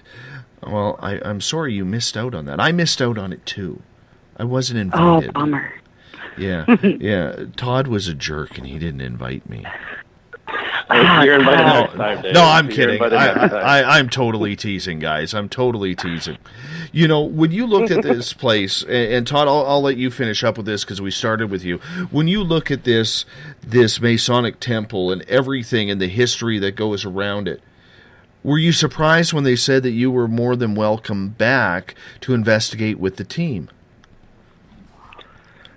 I was, actually. I called him the next day. I just want to thank him for letting us in because it was a humbling experience, and we were honored to go in there. And he said, you guys were fantastic. We'll set something back up in the fall. You guys come back, and we'll spend some more time in here. And I was honored, actually, as a paranormal team, to have the Masons actually invite us back, because they're a secret society, and I couldn't gauge when we first talked to him and when we met him if he was really into the paranormal or not. But by the time we left, he went with us on some of our investigations, and it actually turned out really well. Like I said, I was honored to be allowed to come because it's a gem. It's huge in Detroit. It's a beautiful building. Right. Were you surprised when they said yes? Because why would they bring you guys in there? What would make it haunted in the first place? I think a building like that, to me, would have a residual haunting from members of the past that have passed on, but they loved that building. Say a father back in the 30s would go there to play cards or just because there's libraries in there and read and relax. And I think back then maybe a spirit could be attached to that place. After they passed on, they come back and just not exactly haunt it, but it'd be like a residual haunting. The spirits that enjoyed the Masonic Temple back in the 30s, 40s, and 50s would come back, and that would be their place that they enjoyed, so that's where they would go. Right. Now, did the members who were with you, have they seen ghosts? Have they had their own weird experiences from members who had passed on before? Well, they wouldn't. One guy did say, I will never go on. There's something with the 5th floor. He would never go on the 5th floor, which, of course, we said we're going on the 5th floor. That's one of the main floors we went to. But they didn't get in really detail, and I didn't want to push it with them because they're, like I said, the Masons are a proud organization, so I didn't want to keep pushing them for what they felt. But the one gentleman did say the 5th floor, he feels something on it. He wouldn't even go on the 5th floor. So that's the floor we started on, actually. If he won't go up there, why not just start there? What the hell? Yeah. So we said we're going right to the 5th floor. That's where we're going. Then he said, okay, go ahead. And they stayed in the library section. That the Masons that were there with us, there was two or three of them. They stayed in the library section, so we kind of had free reign to go where we wanted to. We asked what floors were what. We want to know the history too. Like, what is this chamber for? What is this chamber for? So they went over that with us. And then we kind of had free reign. So most of us went to, and like Jeff said, each floor was the size of a building itself. I mean, you look down these hallways and they go forever. That's why we want to go back, because there's so much we couldn't do just for the time frame. You could spend days in there, Dave, and never investigate the whole building. Right. Were there places in that building that maybe even certain members hadn't gone that you were able to go to? They gave us pretty much free reign for the time frame we had and the floors we were on. The head Mason that runs the Detroit chapter, he knows everything about it, so he's been everywhere. The cool thing, the really nice thing, we got to go. There's 2 ballrooms. He took us down, and they're in the basements. And the grand ballroom is phenomenal. It was just, like I said, it was more beautiful than having that haunting feeling, and going into like Trans-Allegheny Lunatic Asylum, that's an abandoned asylum in West Virginia. That's a different feeling than the Masonic Temple that is so beautiful. I guess they're beautiful in different ways, but this was just awe-inspiring to see the inside of this place. Jeff, where would this rank on your team's investigative history? Where would it rank us in terms of experiences or just the venue itself? Yeah. It's being a place that's so iconic to Detroit and so central to Detroit. It ranks very, very highly for us. We were very excited to go there. And like Todd said, we can't wait to go back. There's just, we could spend a week there and probably not cover the whole thing. There are rooms and passages there, the members have said that, the ones that we were talking to, they hadn't seen. So, and another aspect of it, too, is that, being allowed in just in the first place was a huge honor, and we were surprised that they even wanted us in there. So as far as ranking it, very interesting place. It ranks very highly for us. Well, let's move on here. Let's learn a little bit about the Anchorage. Either of you ladies at the Anchorage? I was. Could you explain, Jenny, what the Anchorage is all about for those of us who haven't been there? Nope, that was me, Brandy. I'm sorry. Oh, Brandy, I'm sorry.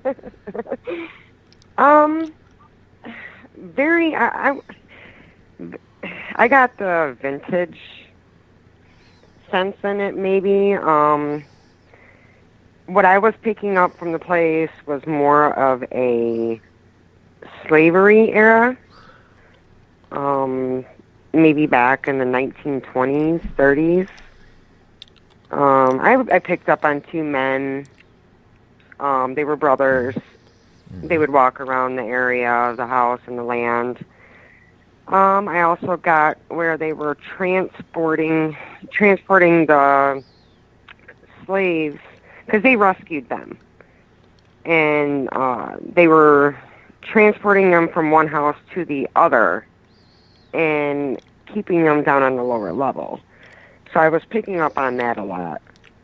But basically that was really all I was picking up on was the slavery era and how they were helping them. Well, tell us about the building. What is it exactly? Give us a definition of the Anchorage. Now, this is in Marietta, Ohio, right? Yes. And what if I could chime in here a little bit too. Sure. Yeah. So the building itself was rumored to be a stop on the Underground Railroad, and not confirmed, but we did get some very interesting audio from this place that could definitely, feed the idea that possibly it was. The building itself was a home. Israel Putnam, he built this house. He built this house for his wife. His wife passed away prematurely. It was a big, grandiose mansion on top of this hill. I mean, like, being in this home, it's the most beautiful view. You can see basically the whole town from up there. So there's a lot to explore. I mean, in the basement, it goes up to it's got a cupola at the very top. It's got I think 3 floors, I believe. So there's just a lot to take in there. Right. Now, is that something where you would have been called to the clients to try and clear the spirit out, or was it just a matter of finding out the history of what is there? More so the latter, yeah. They have a team that has been there before, Marietta Mystery Seekers, and, they were there on site with us too. So, there's the Historical Society president actually lives there, has lived there for about a year.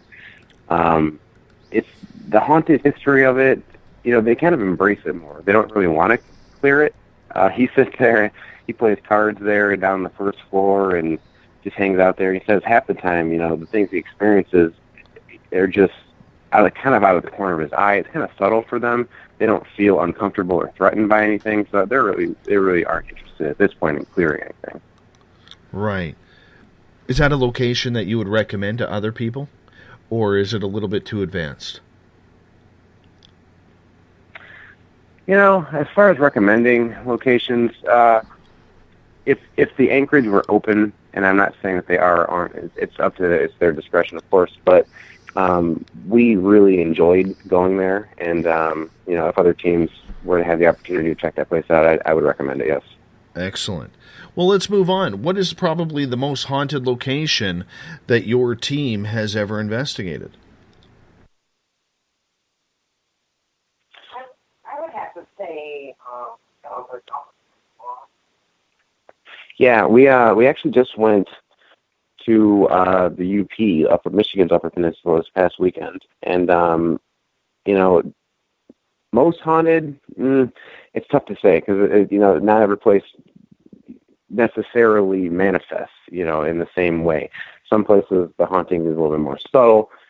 Some places have a lot of energy attached to it, but that just they choose not to interact with you that time. But we had a very, very interesting couple experiences, this past weekend up at Iron County Historical Museum. So it's in Caspian, Michigan. It's near the Wisconsin border.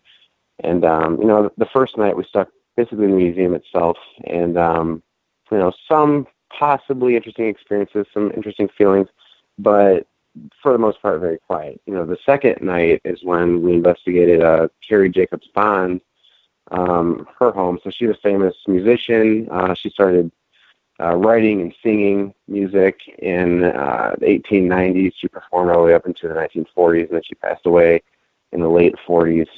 She had a lot of trauma in her life. So her son had committed suicide. She'd been through a divorce. Her husband died prematurely.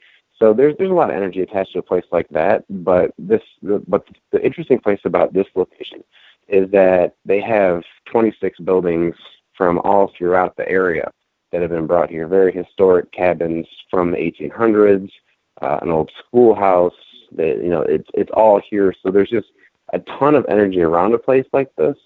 And, we did have some very, very profound experiences in the Carrie Jacobs Bond house, and is the spirit that we were interacting with, or what we believe we were interacting with, was that her husband? We can't say that for sure because there's so much energy there. It could have been a spirit of a coal miner, or it could have been a spirit energy attached to another building that roams the property.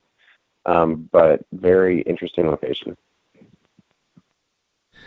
Have you ever been to a location where, and I'll ask the ladies this, Brandy and Jenny, have you ever been to a location where maybe as a female you could tell that you were not wanted there or were treated differently than at other locations by the spirits? I'd have to say, actually, yes, just up north, last weekend, actually. We were outside, just getting a breather, and down the sidewalk across from the building that we were in, there's log cabins, like log homes.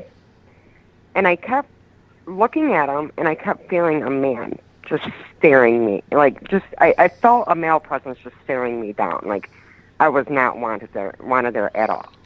Well, the other girls that were with me were like, well, come on, let's go check the building out. So I'm like, this is something I really don't want to do, but, I'm going to go ahead and I'm going to try to do it anyway. I'm going to try it. So I went over there, and they walked between two log cabins, and I'm like, you know what, you guys, I can't. I'm sorry, but I can't do this. My intuition's telling me don't. So I'm standing there as they went through, and I stayed where I was at, and all of a sudden I kept seeing this vision of a man, and he was like all dirty. He looked angry, and I'm just like, okay, you know what? Now I don't want to be here right now. And then I kept hearing a woman saying, help me. So I'm like, okay, you know what? I'm just going to go ahead and go back inside. I'm not wanted out here. So I went back in the building, and then when they got back in the building, the lady who worked there had pulled a file out and confirmed for me that history during that log home, a man had killed his family and his wife. Wow. So, yeah, that just totally confirmed what I was feeling out there. So that was enough for me. No kidding. No kidding. Any other stories like that? Not really. I mean, because I usually block myself from when it comes to stuff like that. Like I said before, usually when I feel that energy, I walk away from it. I'm done. I have kids at home and stuff like that. I can't allow myself to be open enough for a certain amount of time for something to be able to attach to me, or if they get angry enough, or you know what I mean? I just totally just say, nope, I'm done with it, and I'll walk away. Right. How about you, Jenny? It's not the same for me. I have gone into places where I feel unwanted, but it's not as intense as it is for Brandy, so it's not, I can't really delineate if it's because I'm a woman or not. It's just more of a feeling like I shouldn't be here. So I either feel like I'm okay or I feel like I shouldn't be there. It's not really much more than that for me. Do you ever get to that point where you just like, no, I'm not going in there. This just, something doesn't feel right. Have you ever had that? Not at this time. I don't go. I'm more of a residential investigator, so I've only been on a few of the larger investigations. But, like specifically, one that I can recall, Prospect Place in Ohio, I do recall being in the barn. A man had hung himself in there, and he was I believe he was the owner of the property, and he was pretty angry. And I don't know that it was specific to me. I think everyone felt like you shouldn't be in there. He was pretty angry. So the air was really heavy, and I didn't stay in there for very long. I got out. Todd, I want to ask you about that, because a lot of us men, we feel it's our job to be protective of the ladies when we're basically anywhere we need to go. Do you feel a sense of responsibility as team leader to make sure your team women are taken care of?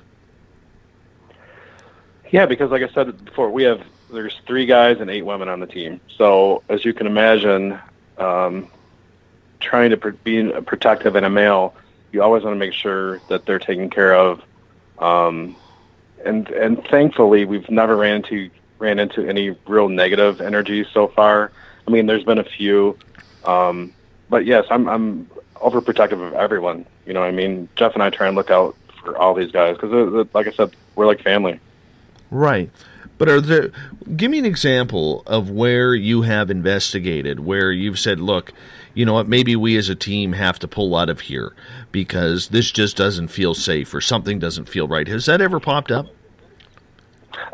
Yeah, I've had experiences where I feel it negative or a heavy presence, and I'll tell these guys, I think we should go or should back off, or maybe let's take a break for a little bit and see if that goes away. Because you don't know if you're agitating or irritating a spirit or entity. And when I get that feeling, which, you know, I don't get it too often, but I do get that heaviness or that I feel sick, and I don't want those guys to have to feel it if at all possible. So I'll say, let's take a break, or let's pull out of here, or let's end this investigation for the night. It's happened a couple times, and not too often, thankfully. But I don't want an attachment to go home because we all have kids and families, and that can happen. So yes, it does happen sometimes. So I try to protect them from that. Mm-hmm. Question coming in from Bill for you guys. Jeff, we could start with you on this one. He's saying, have any of you ever investigated Greenfield Village outside of Detroit? Yeah, that's one that we would definitely love to investigate, but you know, we've reached out to them. Todd and I have reached out to them several times. Haven't been receptive yet. Doesn't mean that they won't in time come around and let us investigate there, but not yet. Mm-hmm. Do you feel... You know what they told us? Go ahead. I've talked to them a few times, and they said if you guys want to come during the daytime while they're open, we can do EVP sessions. But, I mean, there's people there, and it's in the daytime. They won't let us come in at night like we'd like to do, which is, you know, our prime time from like 9 to 3 a.m. or whatever, 10 to 3 a.m. They were kind of receptive, but I think they don't want the, I guess, publicity that it's haunted. But I go there all the time because they put on good programs for Halloween and Christmas, and we enjoy it. My kids love it there, the Greenfield Village and the museum. But they said that's how we can do it if we want to do it that way. But during the daytime investigations, we've never done that before, so we're kind of not wanting to do that. Yeah, they're more hesitant about... Go ahead. Sorry about that, Dave. No, please. Finish up.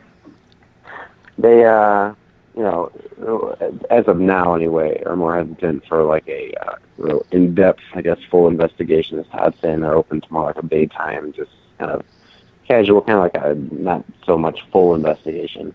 But, you know, which is understandable. I mean, they have a lot of history there, a lot of things that can never be replaced. And, you know, it's definitely understandable, a place like that being very cautious. Right. Do you look at these places? Because I know a lot of places in Canada are like that. Okay, and that is, up here in Canada, we have a lot of locations where, you know, it's taboo to talk about anything paranormal, even though they know what's going on. Is that the same way with a lot of these buildings in Detroit where people think that it's going to scare people away or bring in the wrong crowd if it's admitted to that they are haunted? I feel that way. I feel there's some businesses that want that to be kind of their theme. There's a beautiful restaurant called the Whitney in Detroit. It's a elegant restaurant, high-priced restaurant, but they put on paranormal dinner. A good team, friends of ours, ghost investigators in Michigan, put on paranormal dinners there on Sunday nights, two nights a month, and they take them on ghost tours and. But there's other places like, no, they tell us no, absolutely not. They don't want that kind of publicity. So it's hit or miss. I mean, it's surprising really that there are more open businesses now or buildings that do say, yeah, come in. It's very few and far in between now that say no to us, more often than not anymore. The reason why I ask that is, of course, there are so many people out there who maybe don't want to believe or think it's taboo to talk about it or that it's actually going to ruin business. They don't really understand that there's a plethora of people out there who have an interest in this that could actually enhance what they are doing. Oh, definitely. Even if you're not a believer, you're still interested in it. And that's the way we present our evidence. You don't have to believe what we say. We put it out there. It's for you to decide if it's something you believe or you don't believe. And we think with what we do, I'm still a skeptic. I'm the type of person to see it to believe it myself. But you generate that interest. Whether you want to believe it or not, there's still interest. People still want to hear about it. Even if you're a skeptic, you want to hear, so you could say, no, I don't believe that. You know what I mean? So it does generate a huge amount of interest when we go to these places. We are getting close to coming up to our final break of the night here, guys. Man, that's a quick 2 hours that has absolutely flown by. Quick 2 hours. I can't believe that we're 2/3 of the way done. Sometimes I don't know where the time goes on this show. And I got to keep that quiet because a lot of our listeners get actually kind of upset with that because they're like, damn. There's only 1 hour left. What are we supposed to do? What do we do after this? I don't know. What are you laughing at? What are you laughing at? Because they want more. They do. They do. I already bent to them last year when they wanted 3 hours, and now there's a call for 4 hours. It's like, damn people. I do have a daytime job. Exactly. They love you. They love you, Dave. They love you. Well, that's the whole point of it. We love them, and this show couldn't do very well without them. That's all I will say. I'm going to get you guys to hold on. Hey, do me a favor, Space Out Radio listeners. Head on over to patreon.com. That's where we have a nice setup for Spaced Out Radio for you to become one of our Spaced Out Radio patrons. We just got on this. We only have 3 patrons so far, but we want more. We want more. That way, I can quit the daytime job, go to 4 hours a night, and make all of you much more happier. So let's do that. You're listening to Space Out Radio. I am your host, Dave Scott. We'll be back right after this break. The SOR Sightlines is a place for you to find answers to your strange experiences. Hi there, this is Mike Schmidt. If you have had an encounter with ghosts, UFOs, Bigfoot, ETs, or anything else that doesn't make sense, head to spacedoutradio.com and file a Sightlines report. All information you give is 100% confidential, and I will personally help you find the answers you need. SOR Sightlines, your answers are a click away. Have you got your Cosmic Passport? If you need one, tune in to Cosmic Passport on Spaced Out Weekend. This is Elizabeth Anglin, ET experiencer, spirit medium, and host of Cosmic Passport. Each weekend I'll be bringing you interviews and support from other paranormal experiencers, and the best in intuitive spiritual guidance from across the globe. It's all happening starting at 9 p.m. Pacific Time, midnight Eastern, on spacedoutradio.com. Hi there, I'm Butch Witkowski, lead investigator with U4COP. On the final Monday of every month, you can listen to me and host Dave Scott on Spaced Out Radio's Strange Days. We're going to get to the heart of the matter when it comes to what's happening out there. People are seeing and experiencing things from ET contact to Bigfoot, and I want to hear about it. Your experiences are what we investigators need to help solve these unknown mysteries. So tune in at spacedoutradio.com to the final Monday of every month from Butch Witkowski's Strange Days. Visit purpleplates.com today. For over 40 years, the Purple Energy Plates have been delivering amazing results for their many customers.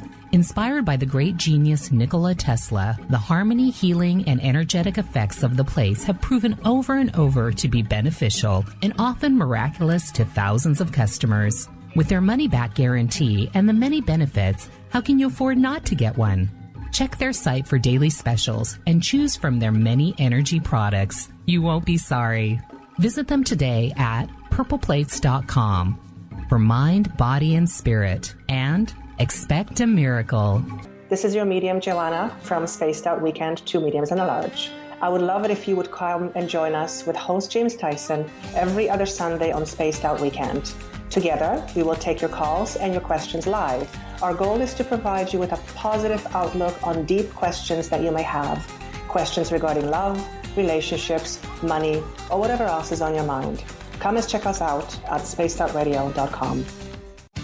Have you checked out the SOR Spacewire at spacedoutradio.com yet? Every day we post the latest stories regarding the weird, strange, and completely unbelievable. From cryptid and UFO sightings to the conspiracy world, we tackle it all. Hi there, I'm Eric Markham, Spaced Out Radio's news director for the SOR Spacewire. And if you have a story, I want to hear it. Email me at news@spacedoutradio.com. Patrolling the Pacific Northwest, we are always on the lookout for the strange and unassuming stories that real people are experiencing. Hi, I'm Vincent Zunza from Pacific North Weird. Me and Alexandra Sullivan have teamed to bring to you those odd stories that never seem to make it into the mainstream. Stories so weird that will leave you scratching your head wondering, is this real? It's as real as it gets with Pacific North Weird. You can watch our videos right here at spacedoutradio.com. Become more intimate and interactive with Spaced Out Radio. Join our Space Travelers Club with your new membership. For $5 a month, we'll provide you with special access to the website, monthly prize draws from books to psychic readings, along with monthly newsletter, private interviews, and more. Sign up today to be part of Spaced Out Radio's experience. Looking for a place to advertise at a very reasonable cost? Look no further than Spaced Out Radio. SpacedOutRadio.com has an advertising tab that you can click to check out our daily, weekly, and monthly packages to play on the radio, or our website including social media. From commercial spots to banners, we have it all. Check out our competitive pricing today. Don't have time to listen to Spaced Out Radio live? Wherever you are, the car, the office, the shower, or even if you're traveling, we're right here for you. Each Spaced Out Radio show can be found on iTunes, TuneIn, and on our YouTube channel, Spaced Out Radio Show. It's the perfect way for you to catch up on our shows. For more information, just head over to our website, spacedoutradio.com, and tune in to us today.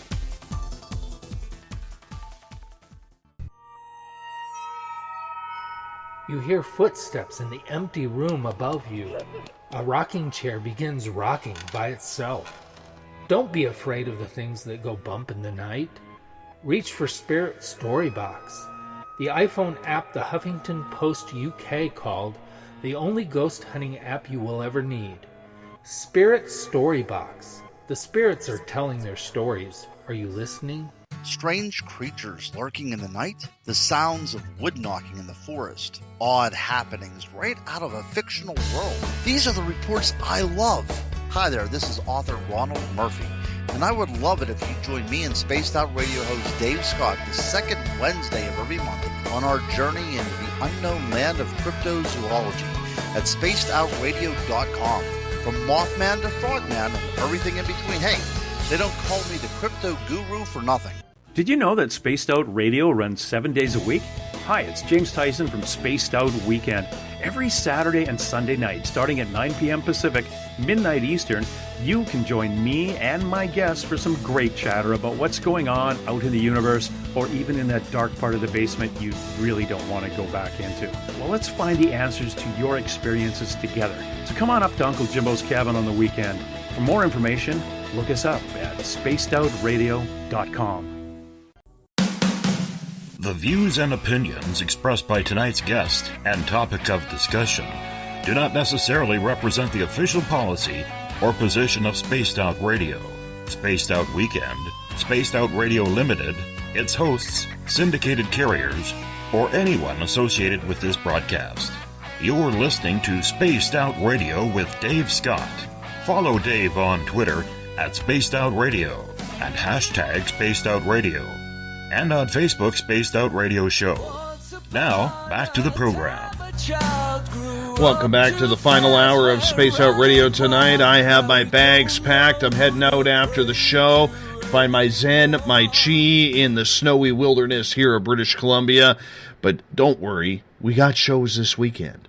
Space Out Weekend with Elizabeth Anglin and James Tyson comes up Saturdays and Sunday, starting at 9 p.m. Pacific, midnight Eastern Time at spacedoutradio.com. We want to welcome in everyone listening in on WQEE 99 Rock the Key in Noonan, Georgia. And if you're going to school down there, I hope you're studying with us. Study hard. Maybe we need some paranormal courses down there. It is the home of the Walking Dead. We're also live on the United Public Radio Network on 107.7 FM in New Orleans and over 160 countries around the world. Good to have you with us as well. Love being live in Las Vegas on Renegade Talk Radio, and we're also live on Revolution Radio. The Double R Machine is a donation station financed by you, the valued listener. Head on over to freedomslips.com and donate today. We got a special password tonight in the SOR Space Travelers Club set by Bill Cardwell. Well, not really Bill. I said it because it's Bill's birthday tonight. Bill usually sets the password, but I pulled rank on this one. So tonight's password is birthday. Happy birthday, Bill Cardwell. From all of us at Spaced Out Radio, we love your passwords each and every night, but I had to pull rank on you tonight, buddy. Birthday is your password if you are an SOR space traveler. If you want to follow us on social media during the show, you can do so on Twitter at Spaced Out Radio. You can also use the hashtag Spaced Out Radio if you want to follow along and get your questions and comments to me as well live during the show. Give our Facebook page a like, Spaced Out Radio Show. You could tune us in on TuneIn, download this show and others on iTunes. We're also on RadioGuide.fm, TalkStream Live, and Stitcher. Our website is spacedoutradio.com, where we have a plethora of features for you, including joining the SOR Space Travelers Club for $5 a month. And I do highly recommend, if you want to get some swag from us, head on over to patreon.com. Type in Spaced Out Radio, and you can become one of our Spaced Out Radio patrons there as well. We've got 3. We just signed up for it. We already got 3, and we're looking for more. So you can help us out at patreon.com. Tonight we are talking and going the distance with the team from Detroit Paranormal Expeditions. Todd Bonner, Jeff, Brandy, and Jenny are with us as well. Ladies and gentlemen, welcome back. Hello. Hello. Hello. Thanks, Dave. Glad to be here. Hey, glad to have you all. Thank you so much for being with us again and going the full distance. That's very appreciative on this end. I want to get into what a lot of paranormal teams get into. And that is, since the paranormal has taken over everything mainstream the last 10, 12 years on television, radio programs, YouTube channels, Facebook Live, etc. We've seen the idea go from the simple ghost hunts to we're going into haunted locations to prove if they're haunted, and now everything is either poltergeist activity or demonic activity. Brandy, I'm going to start with you on this one, if you don't mind. How many times in your paranormal life have you ever ran into a poltergeist or a demon? Absolutely none. And you know, I'm going to be honest with you, that is the answer I thought you would give. Yep, absolutely none. I have never, ever came across anything like that at all. Why do you think, then, that paranormal media has seemed to take that direction, whether it's for the good or for the bad? I don't know. I mean, to be honest with you, publicity? I don't know. I've never been in that situation, so it's hard for me to answer that. Right. Jeff, what do you think on that? How many demons or poltergeist cases have you ever taken on?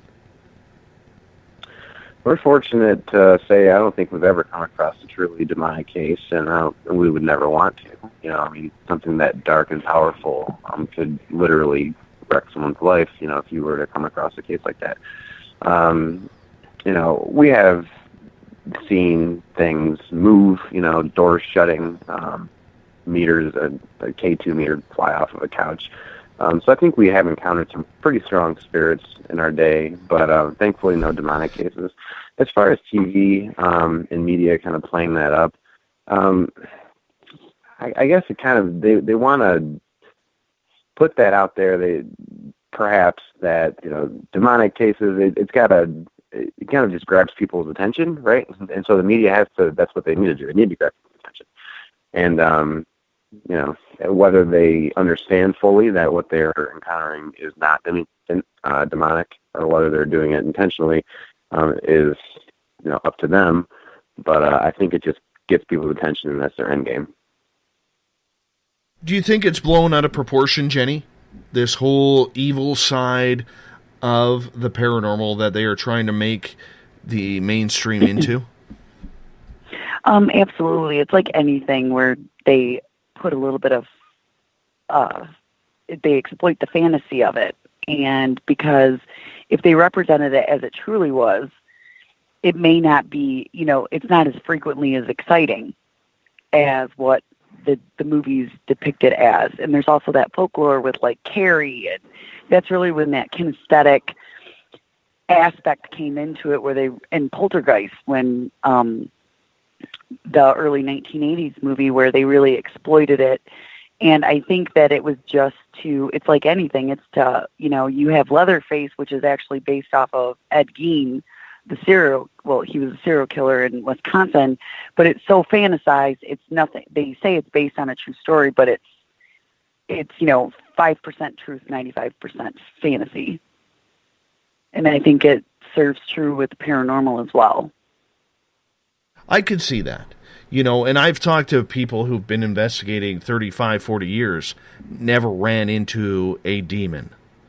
And yet when we see these TV shows that are running into demons on a daily basis, like they're on every street corner like a McDonald's or a Starbucks, it does get a little ridiculous, don't you think? And in a way, do you feel, Todd, that this whole play-up of the demonic and this poltergeist activity really does a disservice to the paranormal field, much like what not finding Bigfoot does to Bigfoot research? To me, I believe it is. It's overhyped, but I do believe that those things do exist.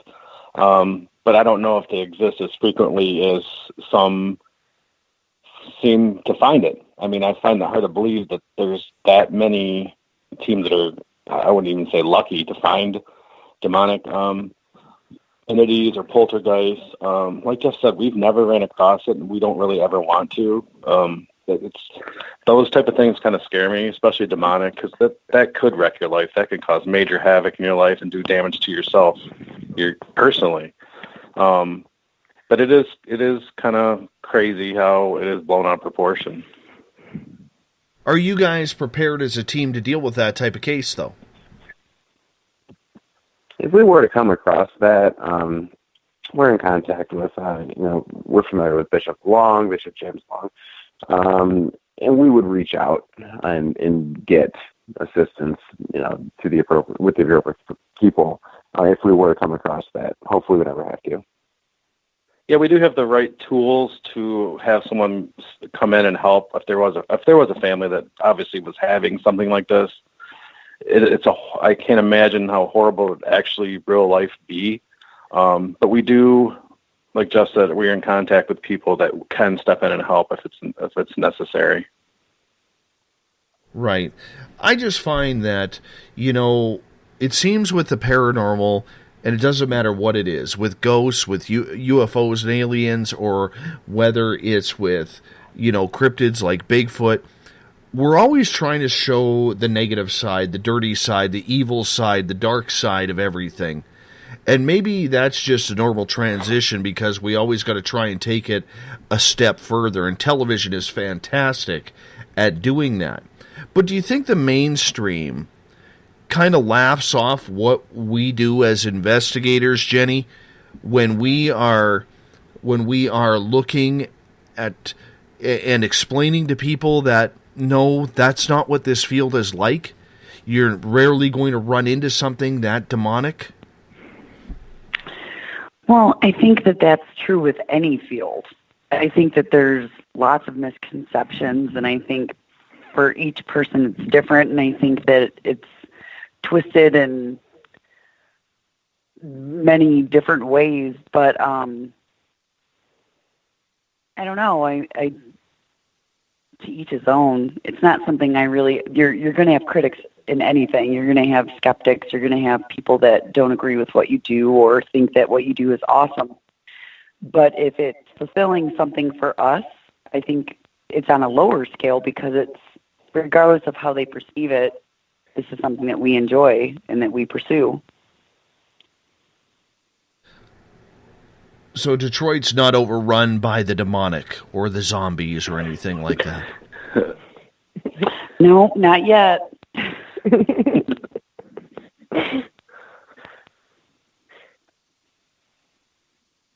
That's good to know, because I do want to get into the evidence side of things. Okay, there's a lot of teams out there. And Todd, you'll probably recall one of the first questions I asked you guys is, what do you do with your evidence? Before we book this interview. And I'm always very, very intrigued by that question, because I learned early on doing Spaced Out Radio that if you ask, well, what do you do with your evidence? Usually you get the answer, we collect it. Well, what do you do after you collect it? Well, we go through it to see what we get. And then when you ask them, well, what are you trying to prove, or what do you do with it after that? It's amazing how many teams do not have an answer for that. So take us through what you do, Todd, with your evidence once you have it. Once we get it, there's a lot of times, Dave, we'll actually review, like last weekend we had a two-day investigation. So the next morning we reviewed the evidence from the night before. So we'll go through all the evidence, and usually we have, like the audio review, will have 4 of us usually go over the same audio just to verify what we heard, because everyone's opinion is different and everyone hears something different. So if we have 4 of us listening to the same thing, we kind of verify and go over what we heard to make sure. The audio is the same way, but if it's an investigation where it's say we did one 2 weeks ago, we'll try and meet up during the week. We try to turn over evidence within a week, and there's times we don't get anything. I mean, we're not going to fake anything. There's places we go and we get 0. But we review everything hours and hours and hours, and that's a process. It takes forever. That's probably the longest and worst part of being a paranormal investigator, is going over the evidence sometimes, because there's times we go over audio and it could be 5-6 hours worth of audio, 7 hours sometimes, and video could be 6-7 hours to set, and you're looking at nothing on the videotape, and lots of times you get 0 on video. Audio, lots of times we get EVPs, which is something that we love to get, and we can interpret. Well, we try to interpret what we're getting. Like we got one in Wyandotte, Michigan here. It's right out of Detroit. We asked, who's the owner of this establishment? And we got 2 names. And that's the stuff that is what we do this for, I guess, to get validation of what we do. And then still, it's up to interpretation too, if you believe it or not. But stuff like that is amazing. Still amazes me when we get voices talking to us, answering questions, and there's no one else there. And so we turn that over, we review it, we put it on our website for people to listen to and look through what we have, just for their own curiosity. And we put it out there. We're not afraid to put ourselves out in the public. We put it out there, whether you believe it or not, and whether we get criticized or not, that's up to each individual. Jeff, there's a big debate. Also sometimes. Oh, go ahead, Jeff. We also sometimes compare what we get with other investigation teams. So, good friends of ours and a fellow paranormal investigation team is TAPS Paranormal out of West Virginia. They're actually going to Prospect Place, I believe, tomorrow. But I was talking with them, kind of going over the things that I experienced, and I played for them an EVP that we captured, and just super clear, one of my favorite pieces of audio that we ever captured. And they have EVPs of that same voice, and it's a child's voice. So it's interesting to take this evidence and compare with other teams and see how it stacks up with what they were able to capture. Right, and that's important, having teams work together like that, because if you're getting the same EVPs, there's something there, or the same voice at least, something that you can compare to see what that answer may be. There's also a lot of debate, Jeff, in regards to whether or not it's the responsibility of paranormal teams to cross over spirits if necessary. Have you guys ever taken to the task of crossing over spirits that are maybe lonely, stuck, or maybe just a little too aggressive, that maybe it's time to move them on? From a spiritual perspective, that's one of the reasons why we're so thankful to have Brandy on the team, because her abilities to connect with these spirits, and if there's something that we can do to help them cross over, then we will. It's not something that we necessarily focus on, but with her abilities and what she's able to pick up on, if there's something that we can do, if there's something we can do to help a spirit cross over and be at peace, we do that, yes. Do you think that's the right thing to do? Because there are teams out there that won't do it at all. There are also paranormal, shall we say, tourism spots that absolutely dread bringing in teams that plan on crossing spirits over. Well, if you think about a spirit in the sense of the spirit being a person, a human soul, if the person, spirit is stuck somewhere, to keep that spirit there for the purpose of entertainment, would not be ideal, right? So, I would like to cut into this one. Sure. This is Brandy. The way I see it is we can't be selfish. If there's been so many I ran into energy that they're confused, they don't know why they're still here. Those are the ones I'd like to help over. A lot of them, believe it or not, most of them that I do work with from the other side is they have already gone to the other side and they come back. And they come back only because, for number one, they're comfortable with the place that they're at. Like, say, a residential. They like being there. Another one is if a loss or a loved one is still mourning the loss, they will stay there until their loved one is feeling more comfortable and more at peace, because they don't like to see us hurt. You know what I mean? So they stay for comfort. So there's a lot of them that, they do stay for those reasons, and I leave them be. The only ones that I do help is the ones that are just mainly confused. And I do tell them, you need to go to the other side. You need to see the light. Don't be scared. Don't be afraid. This is something that you need to do. I do that because that's the right thing that you should do. I'll never walk into a building and know that one is confused and not know why they're there and just leave. Because that's not right. That's not the right thing to do, just to keep a building haunted for people to come and see it. You just don't do that. No, I would agree with you. With you, but I mean, there's also times when spirits want to leave and they don't have a choice, because if it's, say, paranormal tourism, there's people who go there and don't want them to go, right? Because they're part of the attraction. But I'm a firm believer that you have to respect the spirit. You absolutely have to. I'll give you an example with that. At our local museum, which is about 2 miles away from my house, I run the paranormal. This will be the first year that we are doing monthly paranormal tourism hunts there, where we're taking people. They can come in, and 100% of the donations go to help the museum. Anybody who's a ghost hunter that comes to help run the tour, they have to donate their time, right? Because we're not paying them for it. And one of the things we're doing, though, next week is we're actually going to go through the buildings and we're going to go talk to the spirits. We may have a couple pieces of gear, but it's not an investigation. It's basically to tell them, hey, guys and girls and little children that are there, we're going to be doing these tours once a month, and we want to make sure that you're not upset. We want to let you know what's going on and treat them like their opinion is something. Do you believe spirit? Do you believe then that the spirits will respond to something like that? Oh yes, for sure. I mean, there's been like you said, a lot of them won't leave. They don't want to leave. They're stuck with that atmosphere. I mean, we went to the UP, and a lot of the artifacts they're attached to the artifacts. You know, they want to be in that same era. I mean, they like that. They're comfortable with that. They don't want to leave.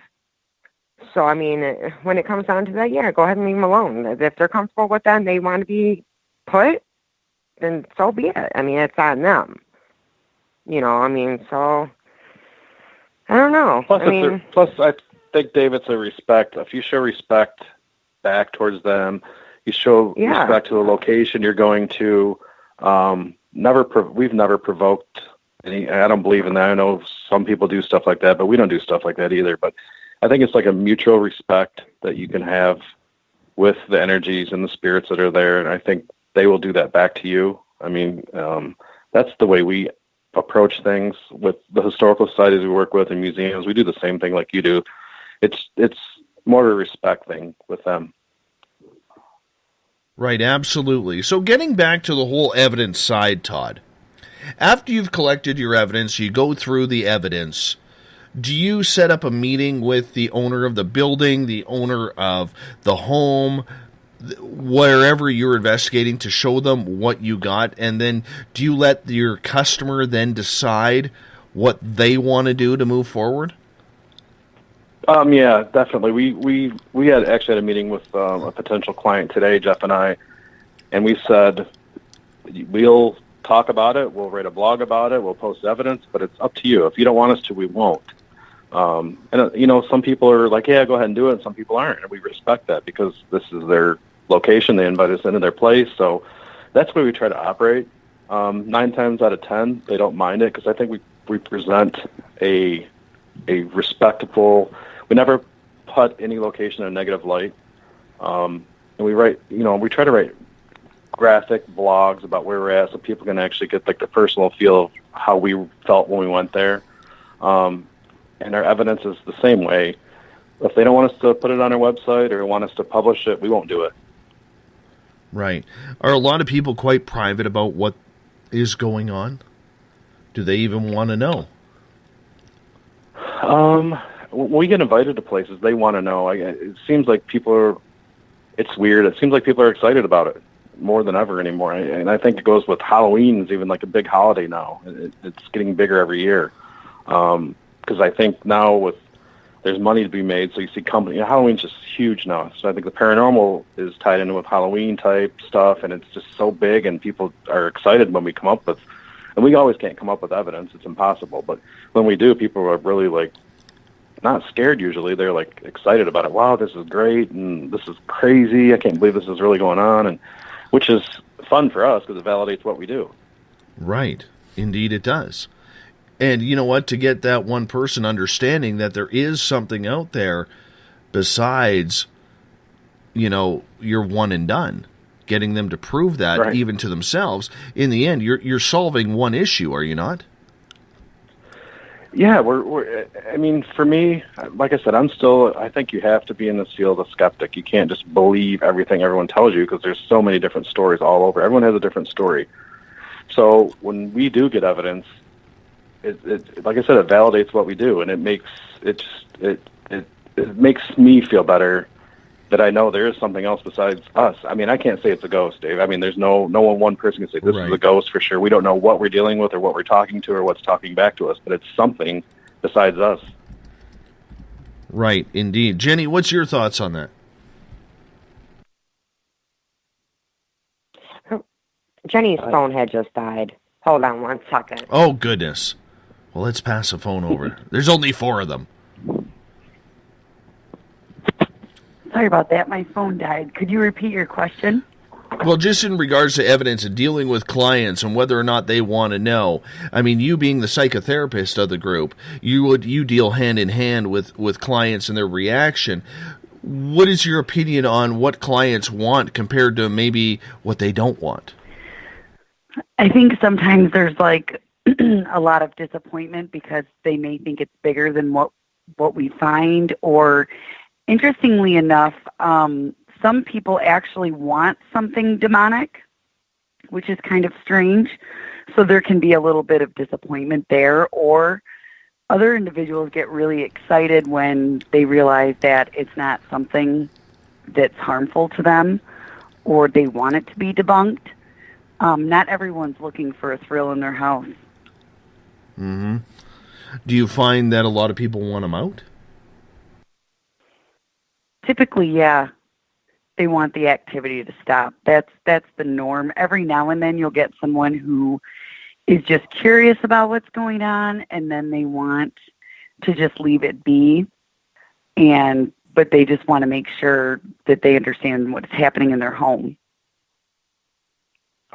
Right. And that's a big thing, too, is to try and give that understanding to what is going on.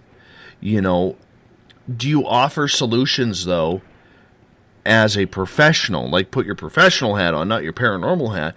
Do you offer solutions to them on how to cope if they decide that they want the spirit to stay? If they require coping mechanisms, I would definitely give them resources and help them learn to cope. However, typically, that's not an issue that I've come across, because the only time that I really educate on coping mechanisms is if it's something that is disruptive that they don't want. So typically, someone who would require a coping mechanism would want it out. It's not someone that would want to live with it. Let's get into the spirits here for a second, Brandy. We're dealing with all sorts of different spirits, male, female, children, babies, senior citizens, black, white, Hispanic, Chinese, First Nations, whatever the race may be of the spirit. How important is it as a paranormal team to lead by example and show the respect to the spirits that a lot of teams don't?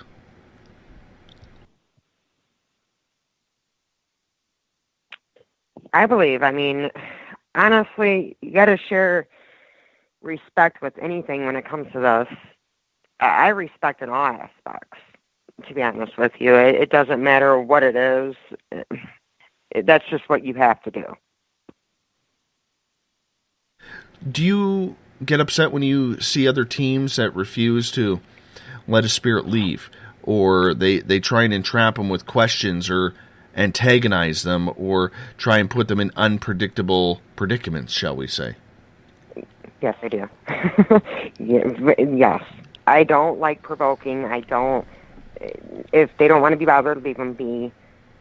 I'm really big on, like I said earlier, I let them come to me. I don't provoke them. I don't call on them. It's a respect thing. You know what? If they want to come and they want to show themselves, that's what they're going to do. Don't go bothering them. You know what I mean? It's just, they'll come to you if they want to be known. Have you guys ever, any one of you ever had to put a team in their place for showing disrespect for spirits or the place where they are inhabiting? We haven't. We've been lucky to work with some great teams that have the same kind of values we have. So we've been very lucky that way. We've heard rumors of teams doing stuff like that, but we don't work with that way, so we don't work with teams that do that. Around us, we've never really heard of too many teams actually that do stuff like that. You hear rumors from all over. The paranormal field's huge across the world, but the teams that we've worked with hand in hand have the similar beliefs and practices that we use. So we've been lucky as far as that goes. Let's get to some questions from our audience here. And Brandy, I'm going to start with you on this one, if you don't mind. This one comes from Deb at #SpacedOutRadio on Twitter. And Deb is asking, do you think a lot of spirits are stuck because no one prayed for them when they died? Absolutely not. No. Like I said, there's so many different reasons why. It could be the mourning, their loved ones are mourning the loss of them, that they won't move on, that they're stuck here because they feel that they can't leave yet, because, they want to be here to comfort us. It could be they're confused. They don't know how to get to the light. There can be just so many numerous reasons, but I don't believe because they wasn't blessed or, but I can't speak for everybody because that's just my own beliefs. I mean, everybody has their own beliefs, but as me personally, as my own person, I don't believe that that's true. All right. Let's get to the rest of the team. Anybody else want to comment on that one? I agree with Brandy on that. If the spirit's stuck, it could be numerous reasons why a spirit might choose to stick around or just not be at a point where they're ready to move on. But I don't necessarily think that spirits in general get stuck because others didn't pray for them. I definitely agree with Brandy on that one. Debbie brings up at hashtag Spaced Out Radio on Twitter a good point, though. She goes, then why do people have last rites? Well, it changes. Different religions have different beliefs. The thing is, I guess, when it comes to your faith, it's unique for each person, Do last rites necessarily apply to somebody who doesn't believe in that? I don't know. So it's a different, it's just a different way to look at it, If it's a person who doesn't subscribe to Christianity, where does their soul go? We really don't know the answer to that. Very Dave, true. I think that's what's so great about this field. There's so much unknown still. There's so much investigating, and that's what's fun for us. It's just you don't know. Everyone has a different opinion, and you can look at it at every different angle. And I think that's what makes this field so great. I would agree. Let's get to a follow-up question from Deb at hashtag Space Out Radio on Twitter. And she is asking, and, whoever wants to start, you just go right ahead. I don't mind. But she's asking, what makes some ghosts playful and some just disruptive and angry? Do you think it has to do with what happened in their life? Jeff, why don't we start with you on that one? I think possibly. I think some spirits, if a spirit is, let's say, is a person who went through a lot of emotional trauma and is not ready to move on because they aren't at peace with that, I think not being at peace or not accepting what happened to them could make them angry. Others might choose to stay around because they're watchful over their family members, or they choose to stay in a place that was very happy for them, and so they don't have that same feeling that one would that had gone through a lot of trauma. So I think it can be, I think that their circumstances in life can affect their outlook as a spirit. Brandy, would you like to chime in on that one? I pretty much have to agree with what Jeff said. I mean, for example, we done this residential, and they were doing work on the house. And there's this little girl that I always pick up on when we go there, and her name is Emmy. We've been there twice. And she's not mad that she's there. She's more stuck on land as opposed to the house itself. But the owner of the home had seen her and known this energy since she was a little girl. And this energy has stuck around for this whole time now, and every time I go over there and pick up on her, she's happy. She likes to hide around the corners, play peekaboo, she's giggling, she's laughing, so I mean, it just all depends on what the energy is. I want to get into a couple of questions about animals, if you don't mind. Milo has a great question here. Why don't a lot of paranormal investigators bring a dog as part of their team? And you know what? I have to agree with Milo's question here because I've had this question as well. Because dogs are said to pick up spirits very, very quickly. I know my dogs do. Have you ever thought of bringing a dog on an investigation? That's an interesting, that would be an interesting addition to a paranormal investigation team for sure. We haven't considered it as our team as bringing one on, but that's not to say that we wouldn't. because I agree that dogs do seem to be keen on picking up the spirit world. I think that to have a dog present as part of the team successfully, I think might require some pretty in-depth training, maybe on the dog's part, but also on the person who's working with the dog. Whatever you're seeing or interpreting, is that a sign of a spirit being present, or is that a dog being a dog? So it would take a little bit of training on both parts, but I think it could be valuable to a team. Would you ever consider, Todd, bringing a dog onto the team? Oh, I don't know. I've never thought about it really. I guess we could have a canine unit of the Detroit Paranormal Expeditions. It'd be something kind of cool. I don't know. Like Jeff said, it'd be a lot of training to decipher what the dog is picking up, or if the dog's just being a dog, like Jeff said. It could be we might even do that. It's a good experiment we should try. I never really thought of it. I think you should. Milo may have you onto something here. Yeah, that was a good question. Yeah, good job, Milo. Way to go, buddy. Hey, this also leads in to John's question at #SpacedOutRadio. And ladies, let's start with you on this one. Have you ever been on a paranormal investigation where you have encountered animal spirits? I can honestly say as far as an investigation that I've been to, I have not picked up any. I mean, when I do my personal readings for people that I know, I do pick up on animals. I'll say, like, okay, did your grandfather have a brown dog, medium size, maybe a golden retriever? Because that's what I'm seeing with them.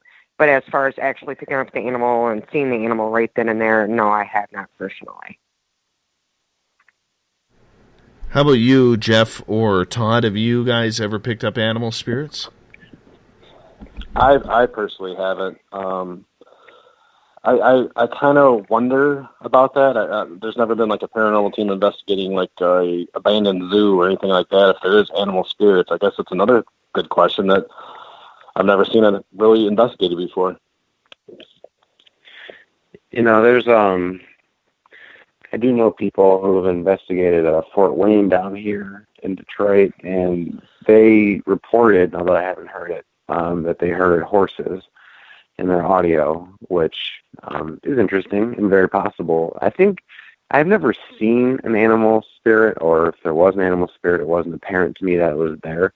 But when you think about it, you might not, they're not interacting with us vocally as people do. And so if they were present, it could very likely be very subtle. Jenny, what's your thoughts on that?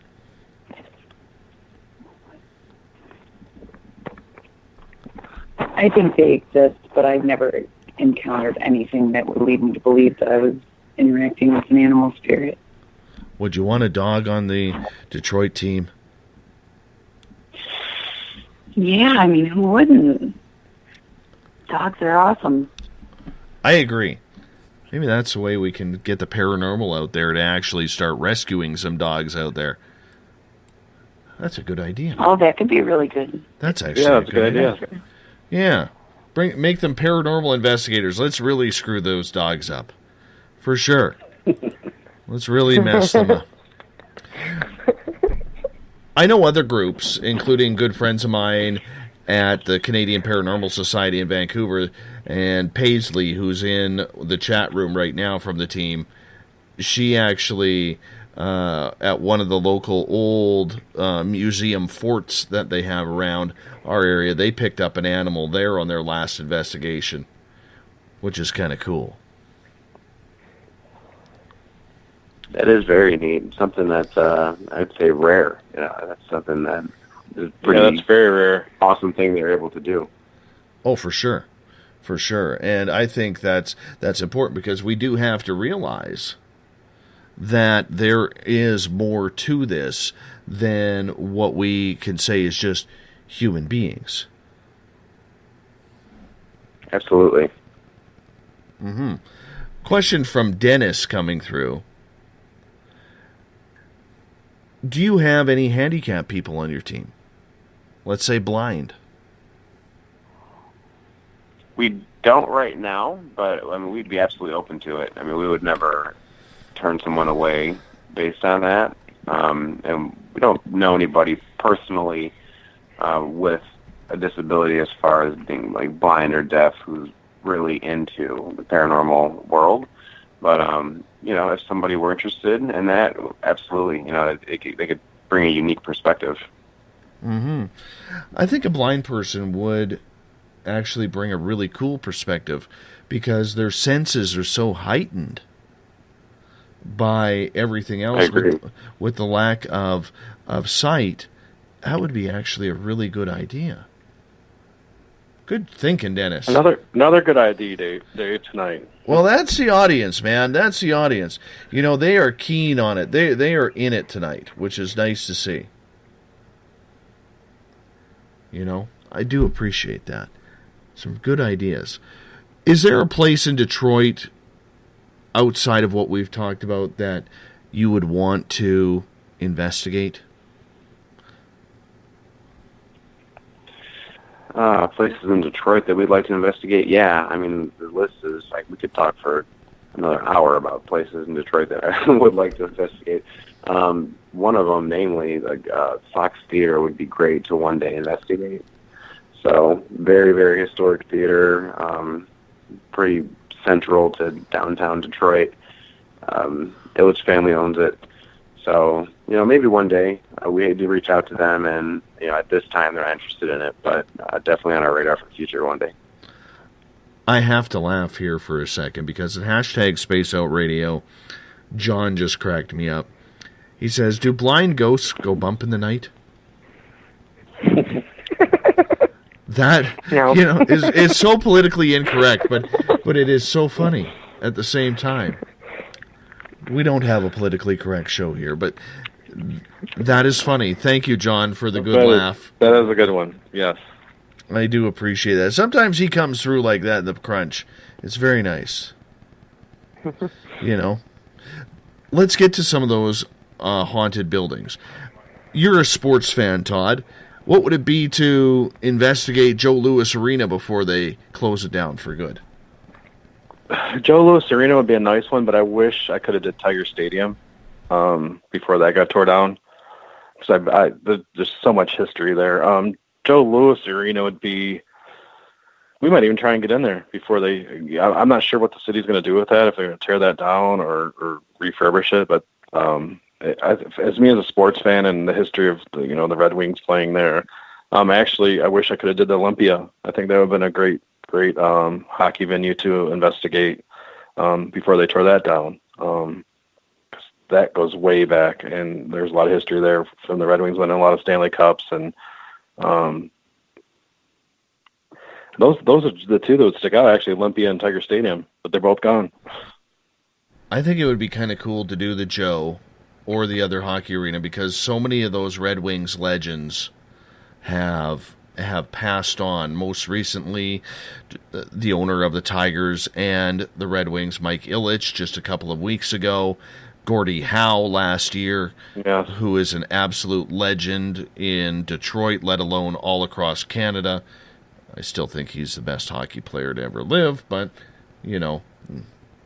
people will say Gretzky. But the whole point is, there are some prime legends. You even have to wonder if Joe Louis is still roaming the hallways.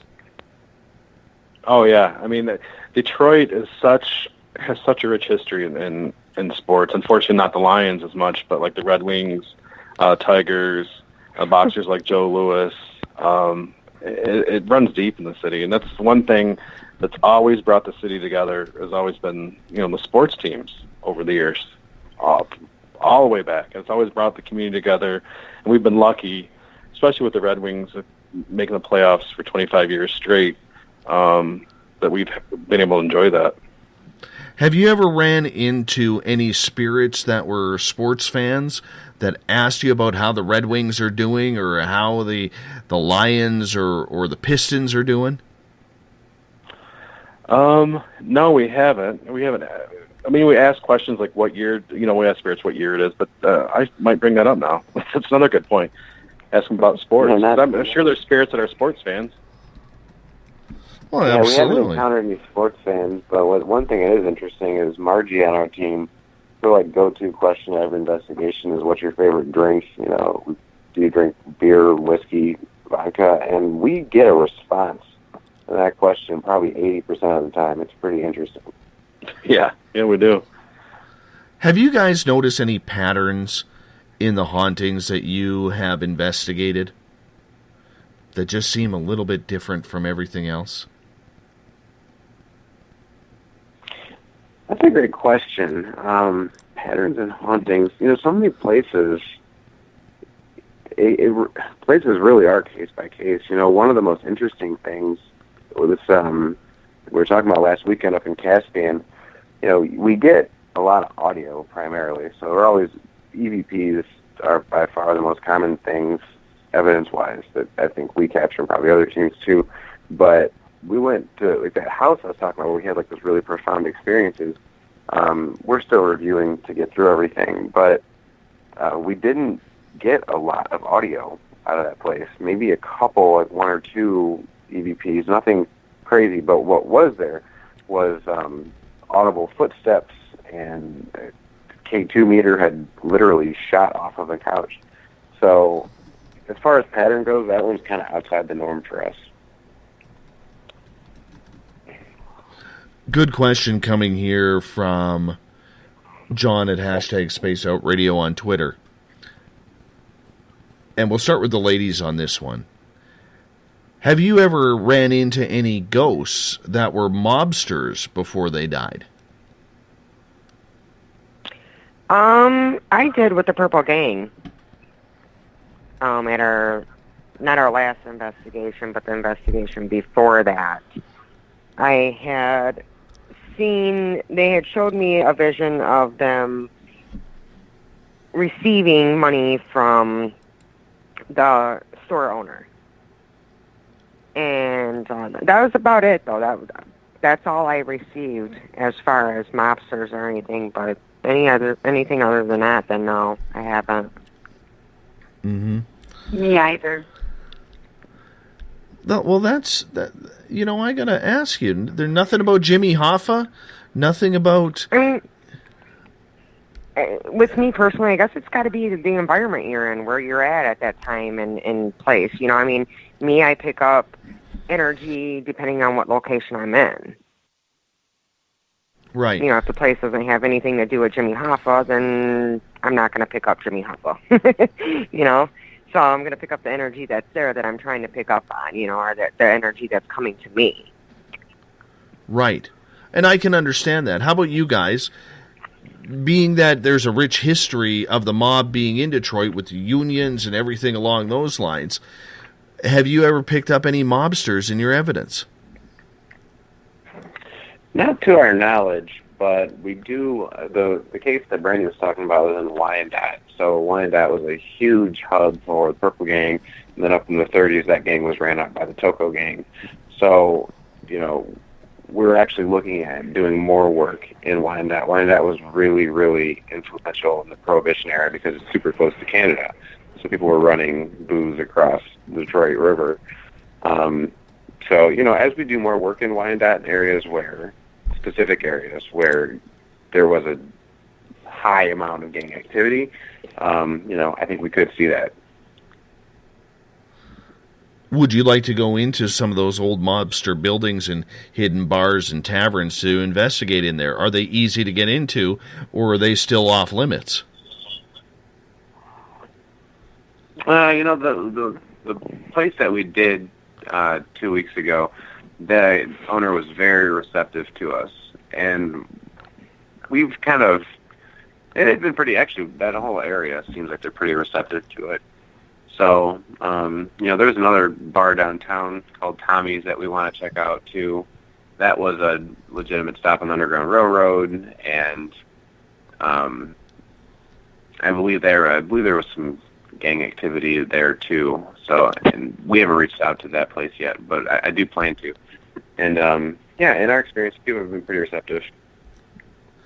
Let's get to a question from Trip here in one of our chat rooms on Spreaker. He is asking, and we'll take this individually here because we only got about 4 minutes left with you guys. And Jenny, we'll start with you on this one. What's the strangest thing that's ever occurred to you while you're on an investigation?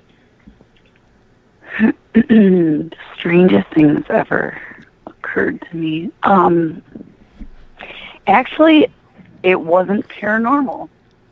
That was the strangest thing. One time I was up in a crawl space in an attic, and everyone could see me on the night vision camera, but I couldn't see anything. It was a very tight space. And they were watching a cat stalk me, and then it pounced on me, and I about went through the roof. That's funny. Scary, Yeah, but it was funny. pretty And what about with Yeah. and what about with dealing with ghosts? Nothing really. I mean, the hair stood up on the back of my neck. I felt a couple odd things, but not enough to say that it was paranormal. I haven't been one of the lucky ones. Aw, I'm sorry. Your time will come. I feel It bad. will. It will I feel bad for you now. Brandy, how about you? Scariest thing that's ever happened, or strangest thing that's ever happened to you? I would have to say Ohio State Reformatory. Up on the 4th floor, East Wing. We were actually up on the 4th floor, and I was staring down the hallway on the cells, and I just felt something rushing at me. And the only thing I could do was just turn around and book. I mean, I ran and I screamed. And I told him, I said, I felt something come at me. Well, when we had went over the EVPs, the reviewing, you can hear at the same time as I turn around and run, screaming, you can hear a woman saying, "He's coming." And then I just ran. So that for me was the scariest thing because I felt him just come at me full force. Did he get you? No. I'm still here. Whew. It was. For me, seeing energy, hearing them and seeing them and just every day, all day long, it's what I do. It's my life. That moment right there, just the unknown, I just knew something bad was coming at me full force. You're talking in a prison, 4th floor. The higher the floors are, the higher their what do you call it? Their rate was of what they did, their crime that they committed. Right. So I knew 4th floor was pretty bad. Jeff, how about yourself? Jeff still with us? Did he fall asleep? Yeah, I think it's. I was muted. Sorry about that. There he is. Scariest thing I've ever experienced. I woke up one time, I was staying overnight in a location, and woke up, saw, I've only seen 2 apparitions in my entire time doing this, but this is one of the 2 times. So a shadow person, just a black silhouette of a person, standing in the doorway to this room, and I could see through it, but just waking up and seeing that and it being so sudden, and it wasn't standing there, it was like speed walking towards the bed, towards me. Honestly terrifying. You know, part of it being scary was just waking up to that. Right. You know, so that's probably my profound experience, most profound. And Todd, I got about 30 seconds for you. Scariest thing that's happened to you? Mine wasn't, I wouldn't say it's scariest, but the best thing that's ever happened, I guess, in the paranormal for me so far, we're at Madison Seminary in Madison, Ohio, and I was able to capture a shadow figure on video. I was more excited than scared about it because it's so rare to get that, but that's like my most profound experience in the paranormal field so far, I guess. Mm-hmm. Detroit Paranormal Expeditions. Todd, Brandy, Jeff, and Jenny, thank you so much for being on Space Out Radio tonight, man, and ending our week on a great note. I appreciate you taking the time. It was a pleasure. Appreciate it. We had a great time. absolutely. You guys hold on for a minute. I got to wrap this thing up. Don't forget, Saturday and Sunday, Uncle Jimbo, James Tyson, and Elizabeth Anglin will be in the cabin with Spaced Out Weekend, 9 p.m. Pacific, midnight Eastern Time. Find this show and others on our YouTube channel, Spaced Out Radio Show. Tune in, iTunes, TalkStream Live, RadioGuide.fm, Stitcher. Hell, we're all over the place. You can even go to our website, spacedoutradio.com, and check us out on patreon.com. Become one of our patrons of Space Out Radio. We got some good things going. We are growing. Mr. Bumblefoot is rocking us in. He rocks us in and out of every single show. He is one class act. Guess what? My bag is packed. I'm heading out into the wilderness. It's time for me to go find my zen and my chi for the weekend. And there's not a darn thing you can do about it. Peace, tranquility, and about 7 feet of snow. Because this is Canada, after all. I'll talk to you later, space travelers. Thank you very much for being with me this week. Mr. Bumblefoot, take us home.